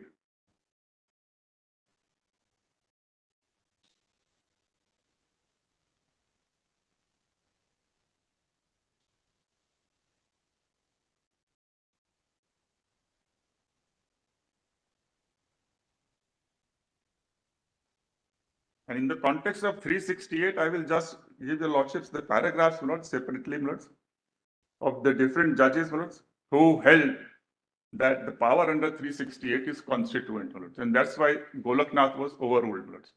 Though ultimately in the process, my lord, what was created was the super Golaknath. So the limitations were in Golaknath were only fundamental rights, but now, my lords, it's a much wider domain. Essentially, what I rely upon on those portions where the ordinary law and the constituent power have been distinguished. And the distinction pointed out is that where you are amending the constitution, constitutional provisions, then that power is constituent power. Ultimately, 368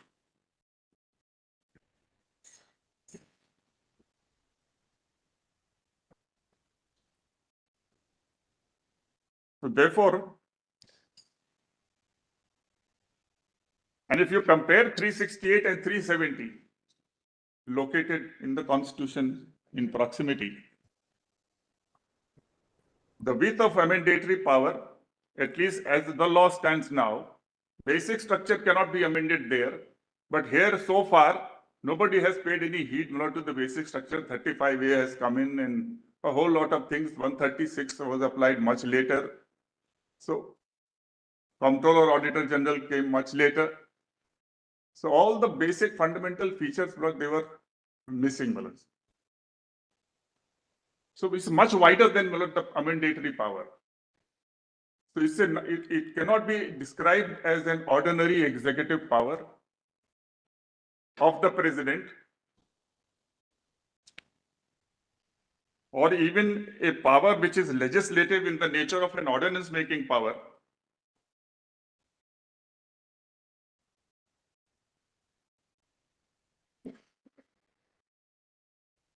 So what your lordships deal with today is a constituent power.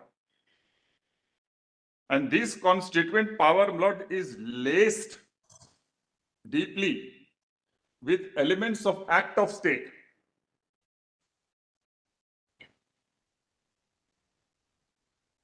To illustrate, Lord, Article 370, sub-article 3, if the proviso was not there, which lasted for a few years from 51 to 57, then it is nothing but an act of state. Anytime he could have said end to 370. So the constitution makers, instead of leaving it for the state to act supra-constitutional to annex the state, they provided a particular procedure to avoid that happening, so that it happens as far as possible, with concurrence, consultation, recommendation, and a period of time lapses when, it is felt by the people as a whole in the country that the time is right. That's what Iyengar said. When the time is right, Jammu and Kashmir will stand at par. So who decides when the time is right? 373 will not continue because of emotional reasons, sentimental reasons. As my Lord Justice Gawai had said, this case can't be decided on sentiments. Sentiments are on both the sides and of variety of kinds. So those sentiments have to be kept outside the door. It is the president, my lords. And the president means the council of ministers and ministers who are collectively responsible to the parliament. Do you call this ancillary constituent power because the president has the power to amend the constitution and its application to I Jammu say and Kashmir? ancillary only for this reason, that it is a continuation of the process which began with the insertion of 370. In that sense, I am saying ancillary. But Otherwise, it's constituent according to you because any power by which you can amend the constitution itself. Yes. Because it says that the president can, can determine which provisions of the constitution shall apply with exceptions and modifications. modifications. So the president is vested with the authority to apply or refashion the provisions of the constitution in relation to the state of Jammu and Kashmir. Yes, sir. Consent, concurrence is a separate issue. That's right. Therefore, it partakes of a constituent power according to you. That's right. So not only what the constitution of India will be in relation to Jammu and Kashmir, because on that depends what the constitutional ambit will be of the JK constitution. As the Lordships had pleased to observe, based on their own constitution of section 5, as this expand, that contracts.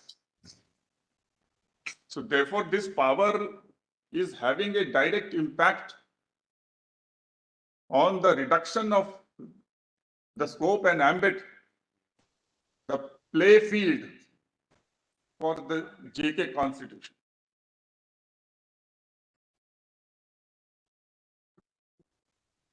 So it's not only an unusual power, but a power which is of a very wide scope and wide impact, wide consequences, wide ramifications for the whole of the country.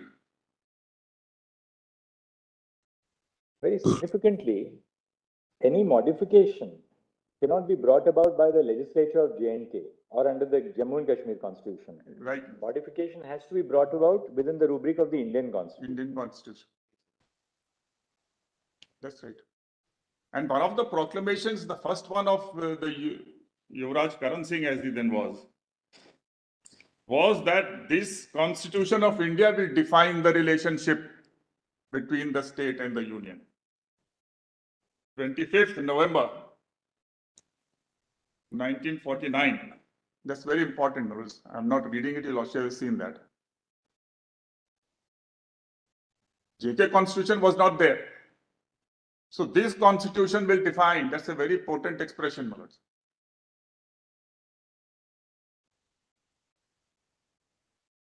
It is.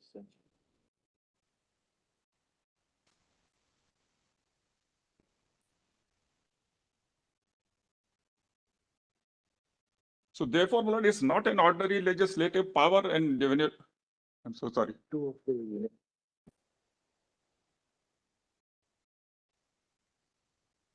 Say if entry 82 of the union list is applied, the J&K, there's no provision in the, I just took 82 not for any reason, I picked up one entry. Yes. That there is no provision in the J&K constitution by which they can say that, look, we don't want 82 hereafter. That's right. Because the application or non-application of provisions of the Indian constitution has to originate within the Indian constitution. They are asking for anything is insufficient, inconclusive, of no avail.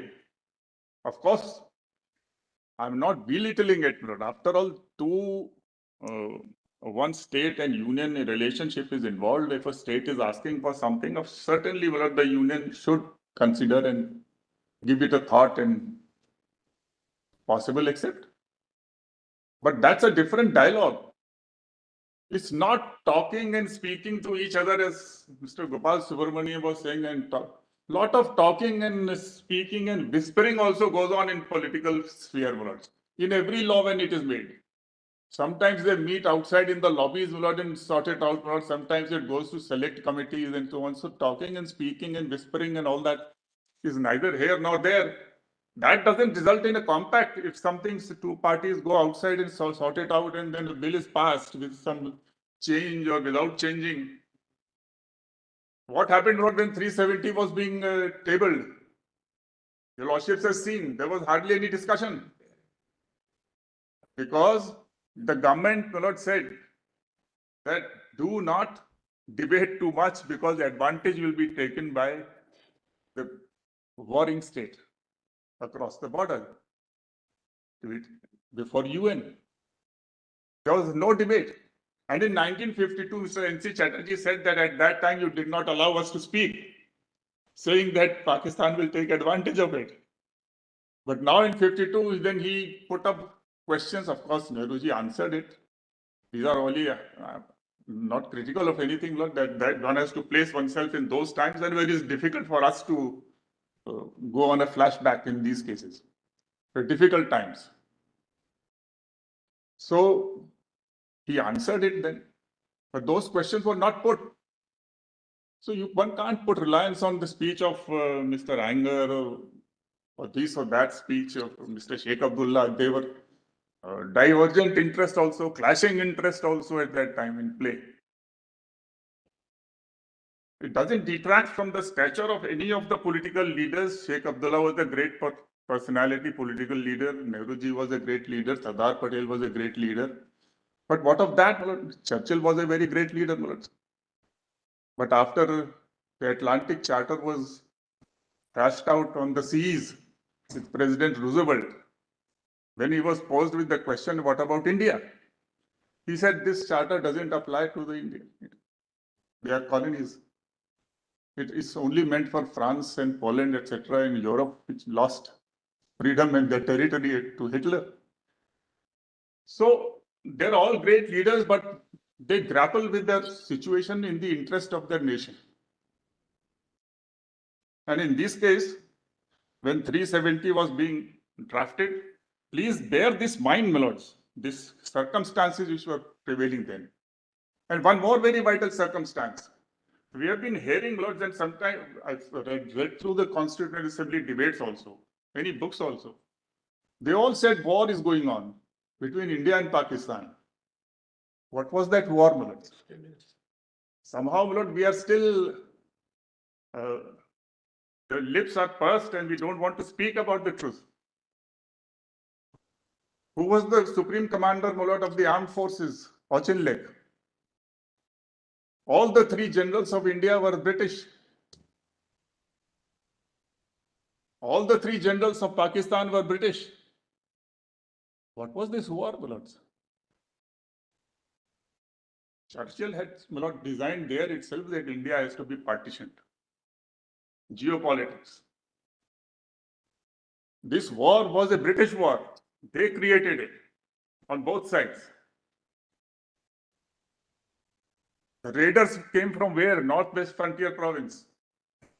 After 2 terms, Mr. Cunningham, who had been governor in Northwest Frontier Province, he was brought back in July, just before the elections, referendum. The raiders were trained, sent on trucks with weapons of army. Pakistan army had just been split from India. And the biggest, starkest example is, Lord, who was fighting, Lord? What is this POK today? 2/3 of POK is Gilgit-Baltistan. And who fought the war there, Lord? Not the raiders. It was Major Brown, who was the regent there. He was posted again in July, just before that, by Cunningham. And this is a book, Lord, Mutiny. He killed all the forces of Maharaja. Ansar Ahmad was posted there, Lord, and he was arrested. And he, in 4 days, Lord, he hung the flag of Pakistan and he handed over to Cunningham.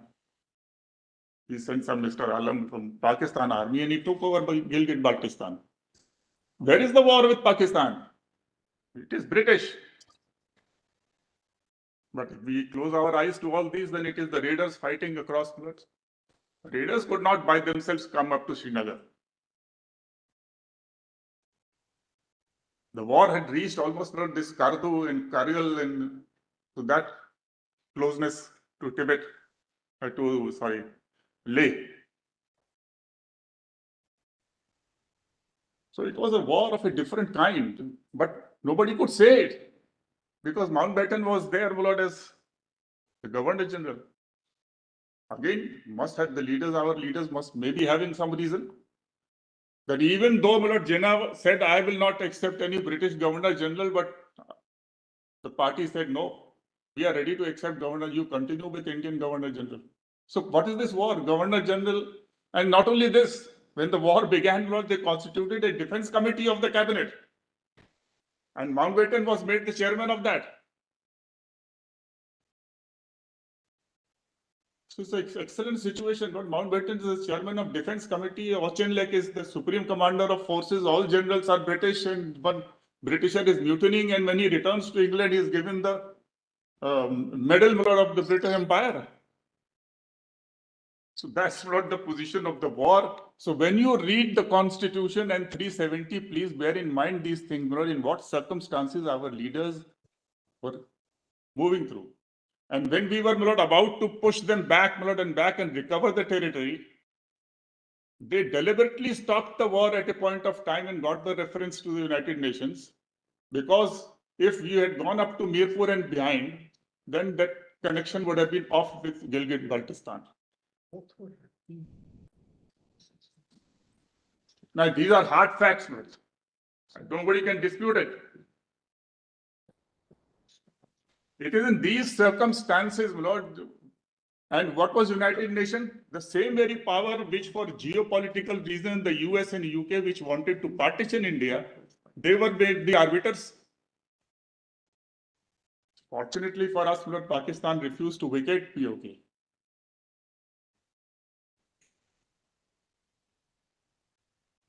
So that resolution is dead. There's no need talking about United Nations, but at that time, look at the enormity of the situation in which 370 has been. We can't interpret it, therefore, Lord, with a tool of interpretative toolbox. Maxwell cannot answer this. Bennion cannot answer this. Grace cannot answer all this.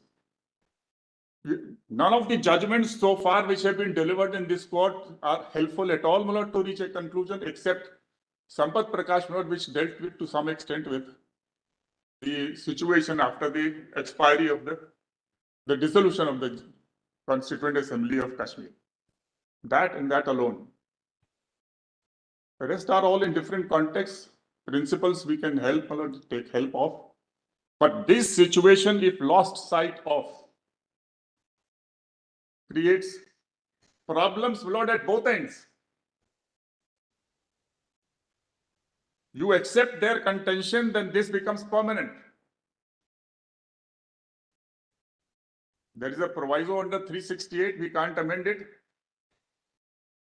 Go by the route of 370, and 370 is permanent, and therefore, Lord, we are left at the mercy of the local vested interest,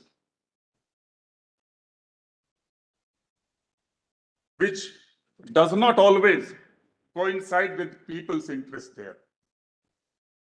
So you, therefore, look at the consequences of both sides. On one side, if you accept our submission, the right of the people of Jammu and Kashmir gets expanded. And they don't suffer blood. Right to property is a matter of the rich and the neo-rich blood. The poor people, they're hardly 19(1)(f), they're hardly concerned. But even those smaller people who have small houses, etc., so certainly it has meaning. But then 300A is there, which virtually subsumes, now it's a human right under the Constitution. So nothing is lost, not even 19(1)(f). Nobody can confiscate because of 300A.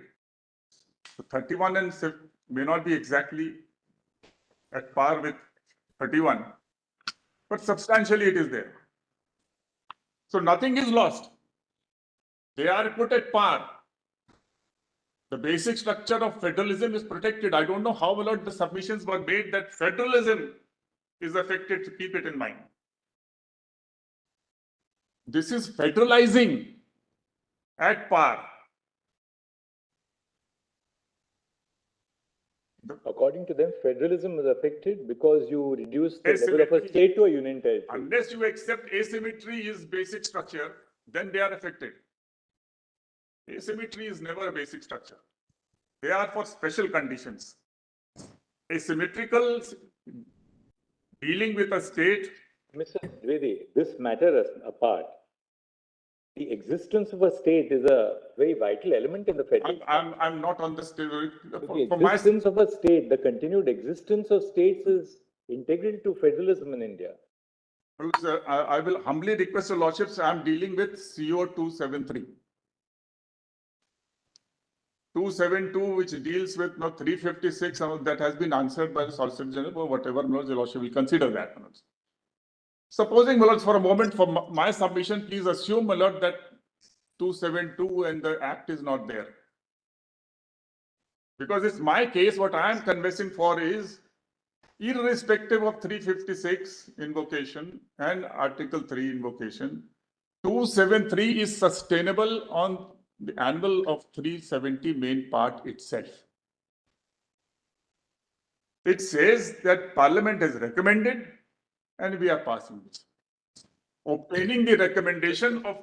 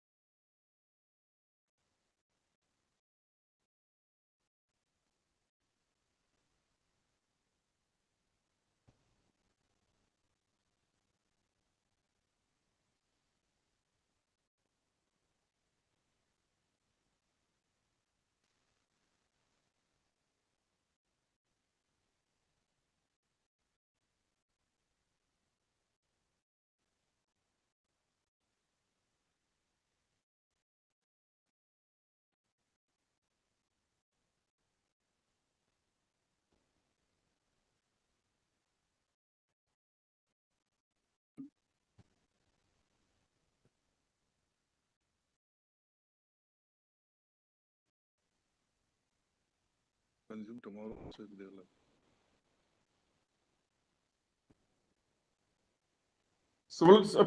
So far as involvement of Parliament is concerned, it comes in two ways. One is Mr. Dwivedi, just to sort of break your leg a bit, you spoke of there were 5 constituent powers. the fifth one I have mentioned. We got third. We have the original constituent power by which the constitution was framed. Fourth. Second was ancillary constituent power. The third was amendatory constituent power. That's the third. The fourth, my lord, is like the provisions like Article 3 and 4, where amendment of schedules relating to states and their structure, etc., Article 3 and 4, they can be altered. And by a law of Parliament, and it is provided that they are not to be treated as amendment under Article 368.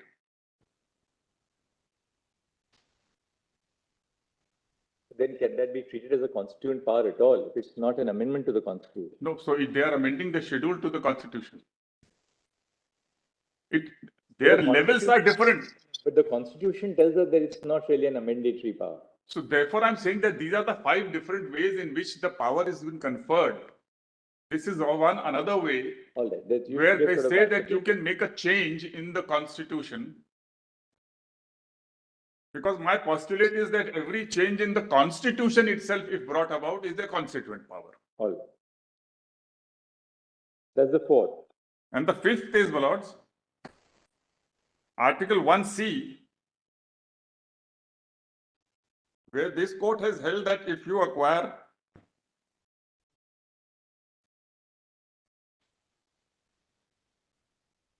some other territory, then it says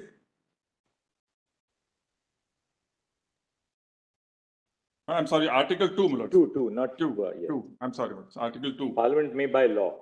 Yes. Admit new states on such terms and conditions that things fit. Again, my lord. Very wide. So while admitting, my lord, A, B, or C country,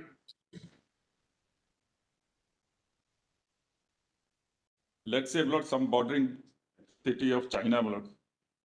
They are very interested in naming our cities, my lord. If that is admitted, just aside, my lord, lighter way. So if it is admitted, my lord, then the terms and conditions can be fixed. Therefore, your argument is that the exercise of the power under Article 370 bracket 3 is a constituent power exercised by the So President. your lordship's judicial review has to be on that basis. And it's when your lordships expound 370, it has to be with that in mind, my lord.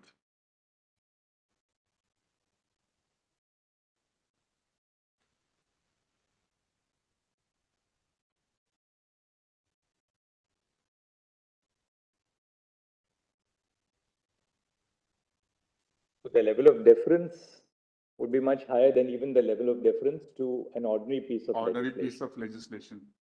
Executive order, then Wednesday principles and all those things will come in. Whether your lordships will bear judicial restraint, that's the other side of it. That's the exercise. Yes. If it is legislative, as the lordships put, my lord, Article 14, how it will come is whether it will succeed or not is quite another thing, but amenable is the lordships. But if it is constituent power, my lord, which is continuing and is part of the constitution making, part of federalizing. This is part of constitution making, part of federalizing Jammu and Kashmir at par with other states. I will read two state policies, one placed before the Constituent Assembly by the State Department and the other the speech of Sardar Patel, where they spelled out the policy. This was a departure from that policy. And departures, my lord, are not permanent. Can never be permanent.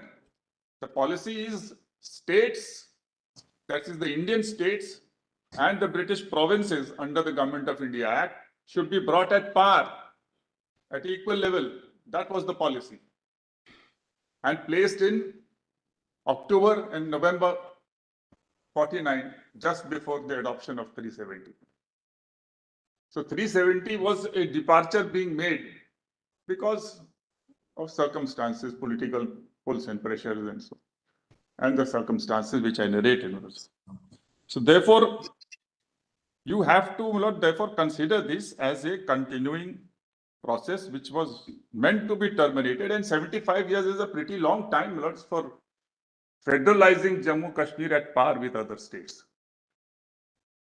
That means that the power was rightly vested in the president and was properly exercised by them. It was not that in 1957, one may ask not that if my contention is accepted, then immediately after dissolution of JKCA, the president could have terminated. Yes, he could.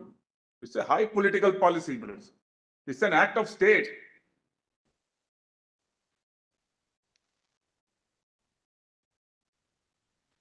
There were some states, Lord, where forces were sent. That can't be questioned, that how Hyderabad was brought, how Junagadh was brought in, how a referendum was done. All those things are in the past and they were act of state. Mr. Sibal said that had there been another route, Lord, act of... An act of state is executive, right? So, executive, Lord, nothing prevents the Constituent Assembly from putting a power in the Constitution itself. So that, my lord, it is what was expected was that the Constituent Assembly, when it sits, it might well take a decision that please align us at par. The recommendation, my lord, part of it, the proviso, was merely to enable the JKCA to look at the advantages of the federation.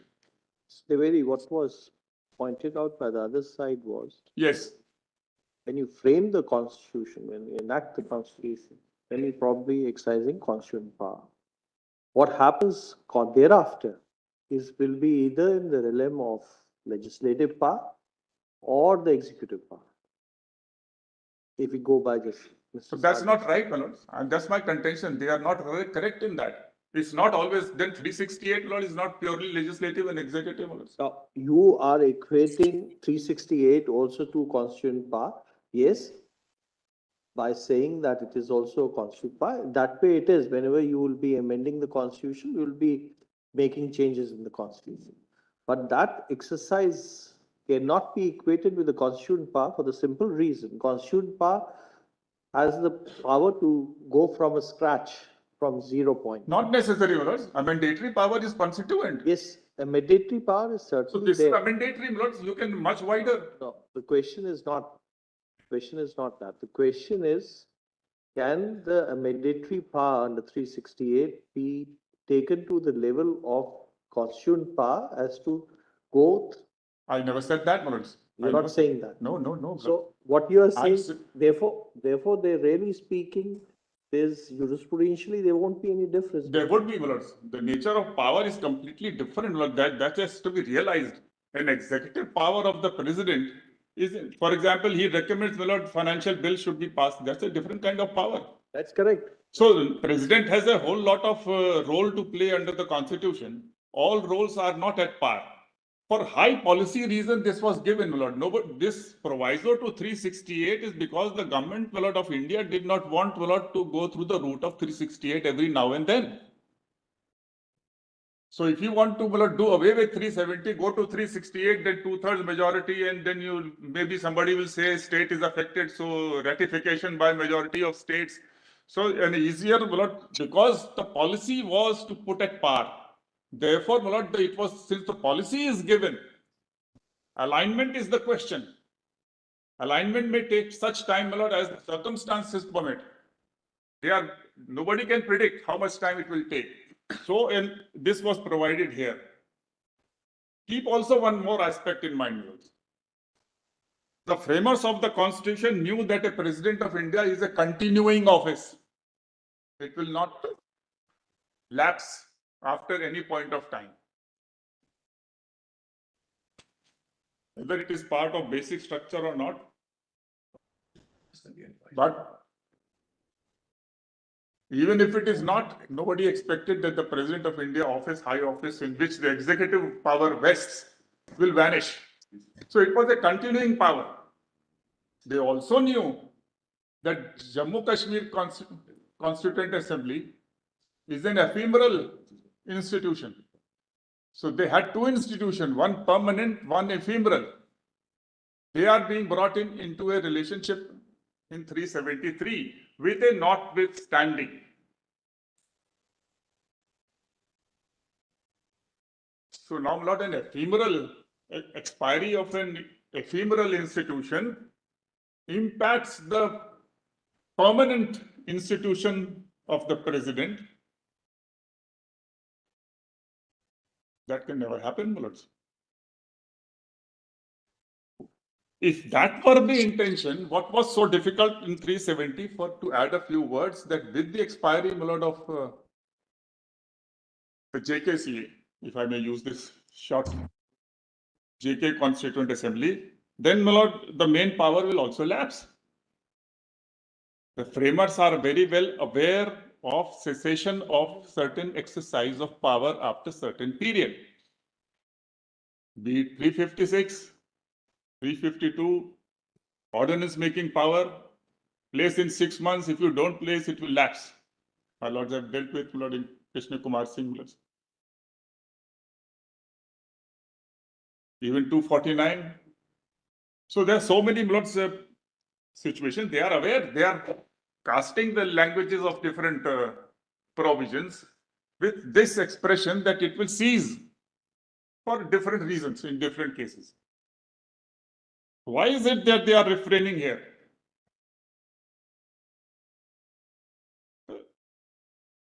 certainly, my lords, it could not have been in their mind, my lord, that this will remain for all times to come, my lord, till eternity, my lord. The relationship of Jammu and Kashmir, my lord, state as a federal unit with India will remain different for no reason whatsoever. And as my lords had put a query to them, if I may just adopt that. Supposing, my lords, through the route of with concurrence and consultation, well, everything has been adopted. So why do we want to keep this relic? For sentiments, my lords. So it has to go someday, my lord, somewhere. And what is it that remains today, my lord? It may not be a shell, but close to a shell. And my learned friend Zafar Shah said, my lord, we have sentiments. Yes, we understand that. If I live for too long, my lord, with a particular provision, my lord, there will be sentiments, my lord. No difficulty, my lord. We appreciate that, we honor that, we respect that sentiment. But equally, just a human life, my lord, the time comes when you have to bury it. We have emotions, we have sentiments, but we have to bury, my lord. We have to cremate. So that's what, my lord, is in mind, my lord, that please, therefore, my lord, your lordships are acting as a part of a constitution making process. This adjudication is not apart from, my lord, completely disjointed and disregarding that process. Host of other things your lordships have already noted, my lord, this temporary here, temporary that. Right? They say marginal note, somebody says temporary is only object, my lord, not the time period. This is not the way, my lord, the lordships in Bombay have construed.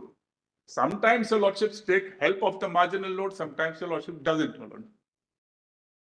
But here, my lord, the conglomeration of 370 along with all other provisions originally there. I'm excluding the special provisions. All the provisions were temporary. Somewhere, my lord, time period was fixed, somewhere time is not fixed. But all intended to lapse. There are temporary provisions elsewhere also, like 306. So they are meant to go. Don't hang on it. Nobody hangs on a body which is just a shell. It causes only those some. I can understand people with good intention. They respect that emotion. There will be a host of other people, Lord, who will take advantage of that. And in Kashmir, they have taken it. There have been time and time again calls for plebiscites, independence. In fact, in 1964, Lord, just before his death, Lord, the Prime Minister Nehru, Lord, he had sent Sheikh Abdullah, brought him back as Chief Minister, sent him, Lord, to Pakistan with a message that you be a bridge between India and Pakistan. And he was going to POK, Lord, when Nehruji died. Unfortunately, he expired. So I had to return from here. But I mean, that emotion which is created at that time in 52, 53, Lord, why will a person be kept in a jail for 18 years long? He suffered, yes. He contributed to India, but he stood also with his own emotions. We all respect all those emotions. Nobody condemns any emotion in human life, in a nation's life, in a state's life. These emotions arise and die. So, for emotional reason, my lord, 370, I think it's time to bury, and that's what was intended when the framers brought in 370, and that's how it is. 373, therefore, not CO has to be upheld. Now look at it once more. We are like 7 men and the blind men and the elephant. So we are all putting our perspectives before our lordships, and the lordships will kindly receive that and find out what is the whole, integrated whole.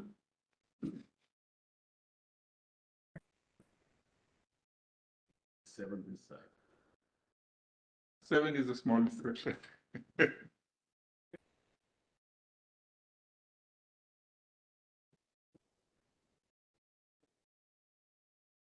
lordships have been putting a question, so far as JK Constituent Assembly is concerned, there are only 2 provisions. 372 and 373 proviso. In one, JKCA doesn't come. As my Lord Justice Khanna had pointed out, it is between executive and executive. the president and the government of state.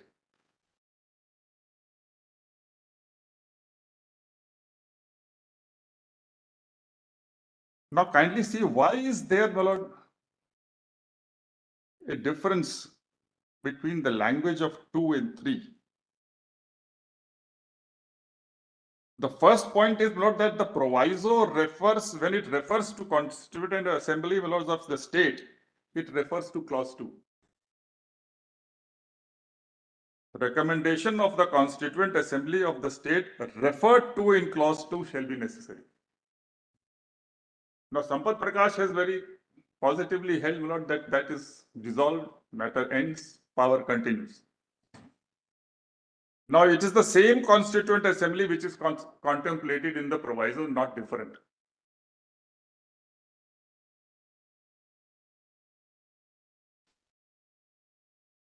So, on a parity of logic, my lord, that judgment, the reasoning of that judgment, of course, they were dealing only with 2, not 3.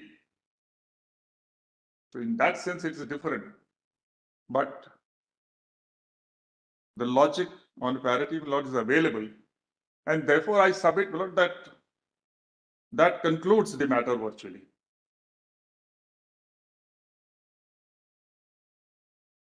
Sub-article 2 is dead, defunct, but sub-article 1 continues. That is Sampath Prakash. Likewise, proviso is defunct. The main part continues.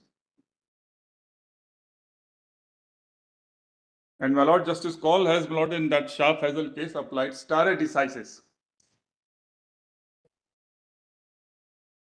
The doctrine of stare decisis, of course, is not an absolute principle.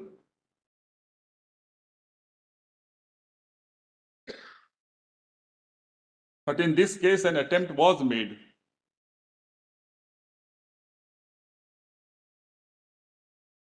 Without success. Now that apart, not kindly see why 2 says for the if the concurrence of the government of the state referred to in 1B2 or second proviso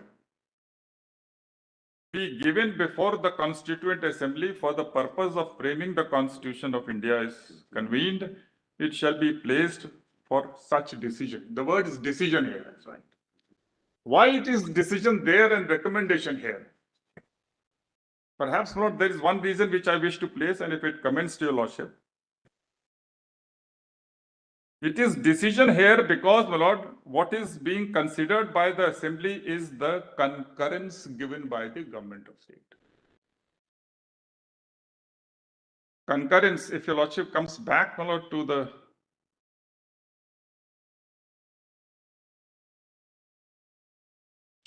first to B2.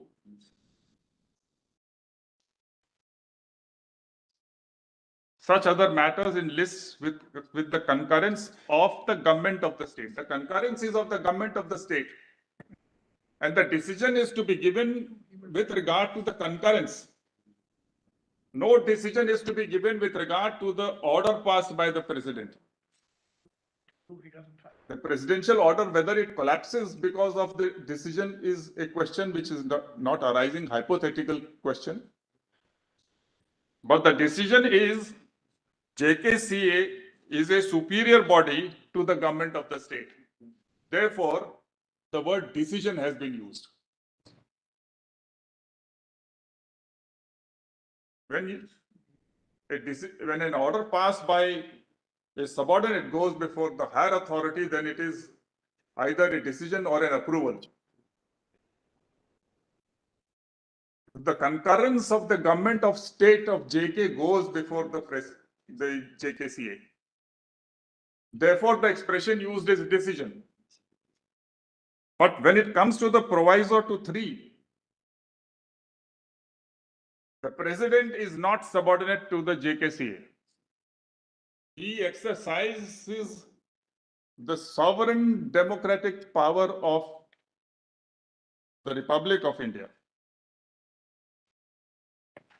which is constituent in nature. There are two constituent powers in play. One superior, one subordinate.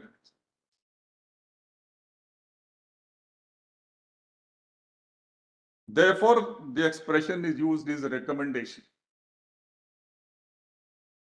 A recommendation of a inferior authority, when it goes before a superior authority, can never be binding.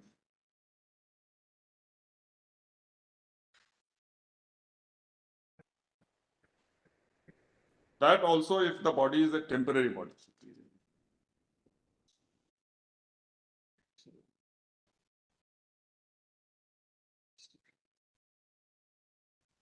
So according to the word recommendation in the proviso, refers to the existence of a recommendation and not the nature or the content of the recommendation. That's right. Because I'm putting a question to myself, not supposing the JKCA had recommended a particular provision or particular structure for the executive or for the legislature of the state. Or let's say suspension of fundamental rights for. Will it be open to the president or not as a constituent body to say no? How can it be forced upon him?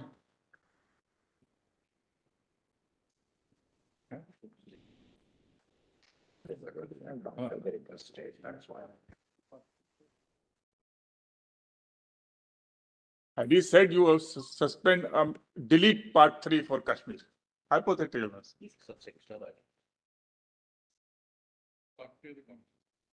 Part 3.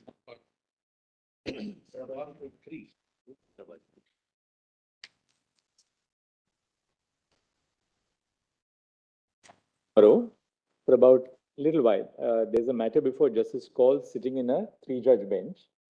That won't take very long, and thereafter we'll resume immediately. As soon as that, 5-10 minutes.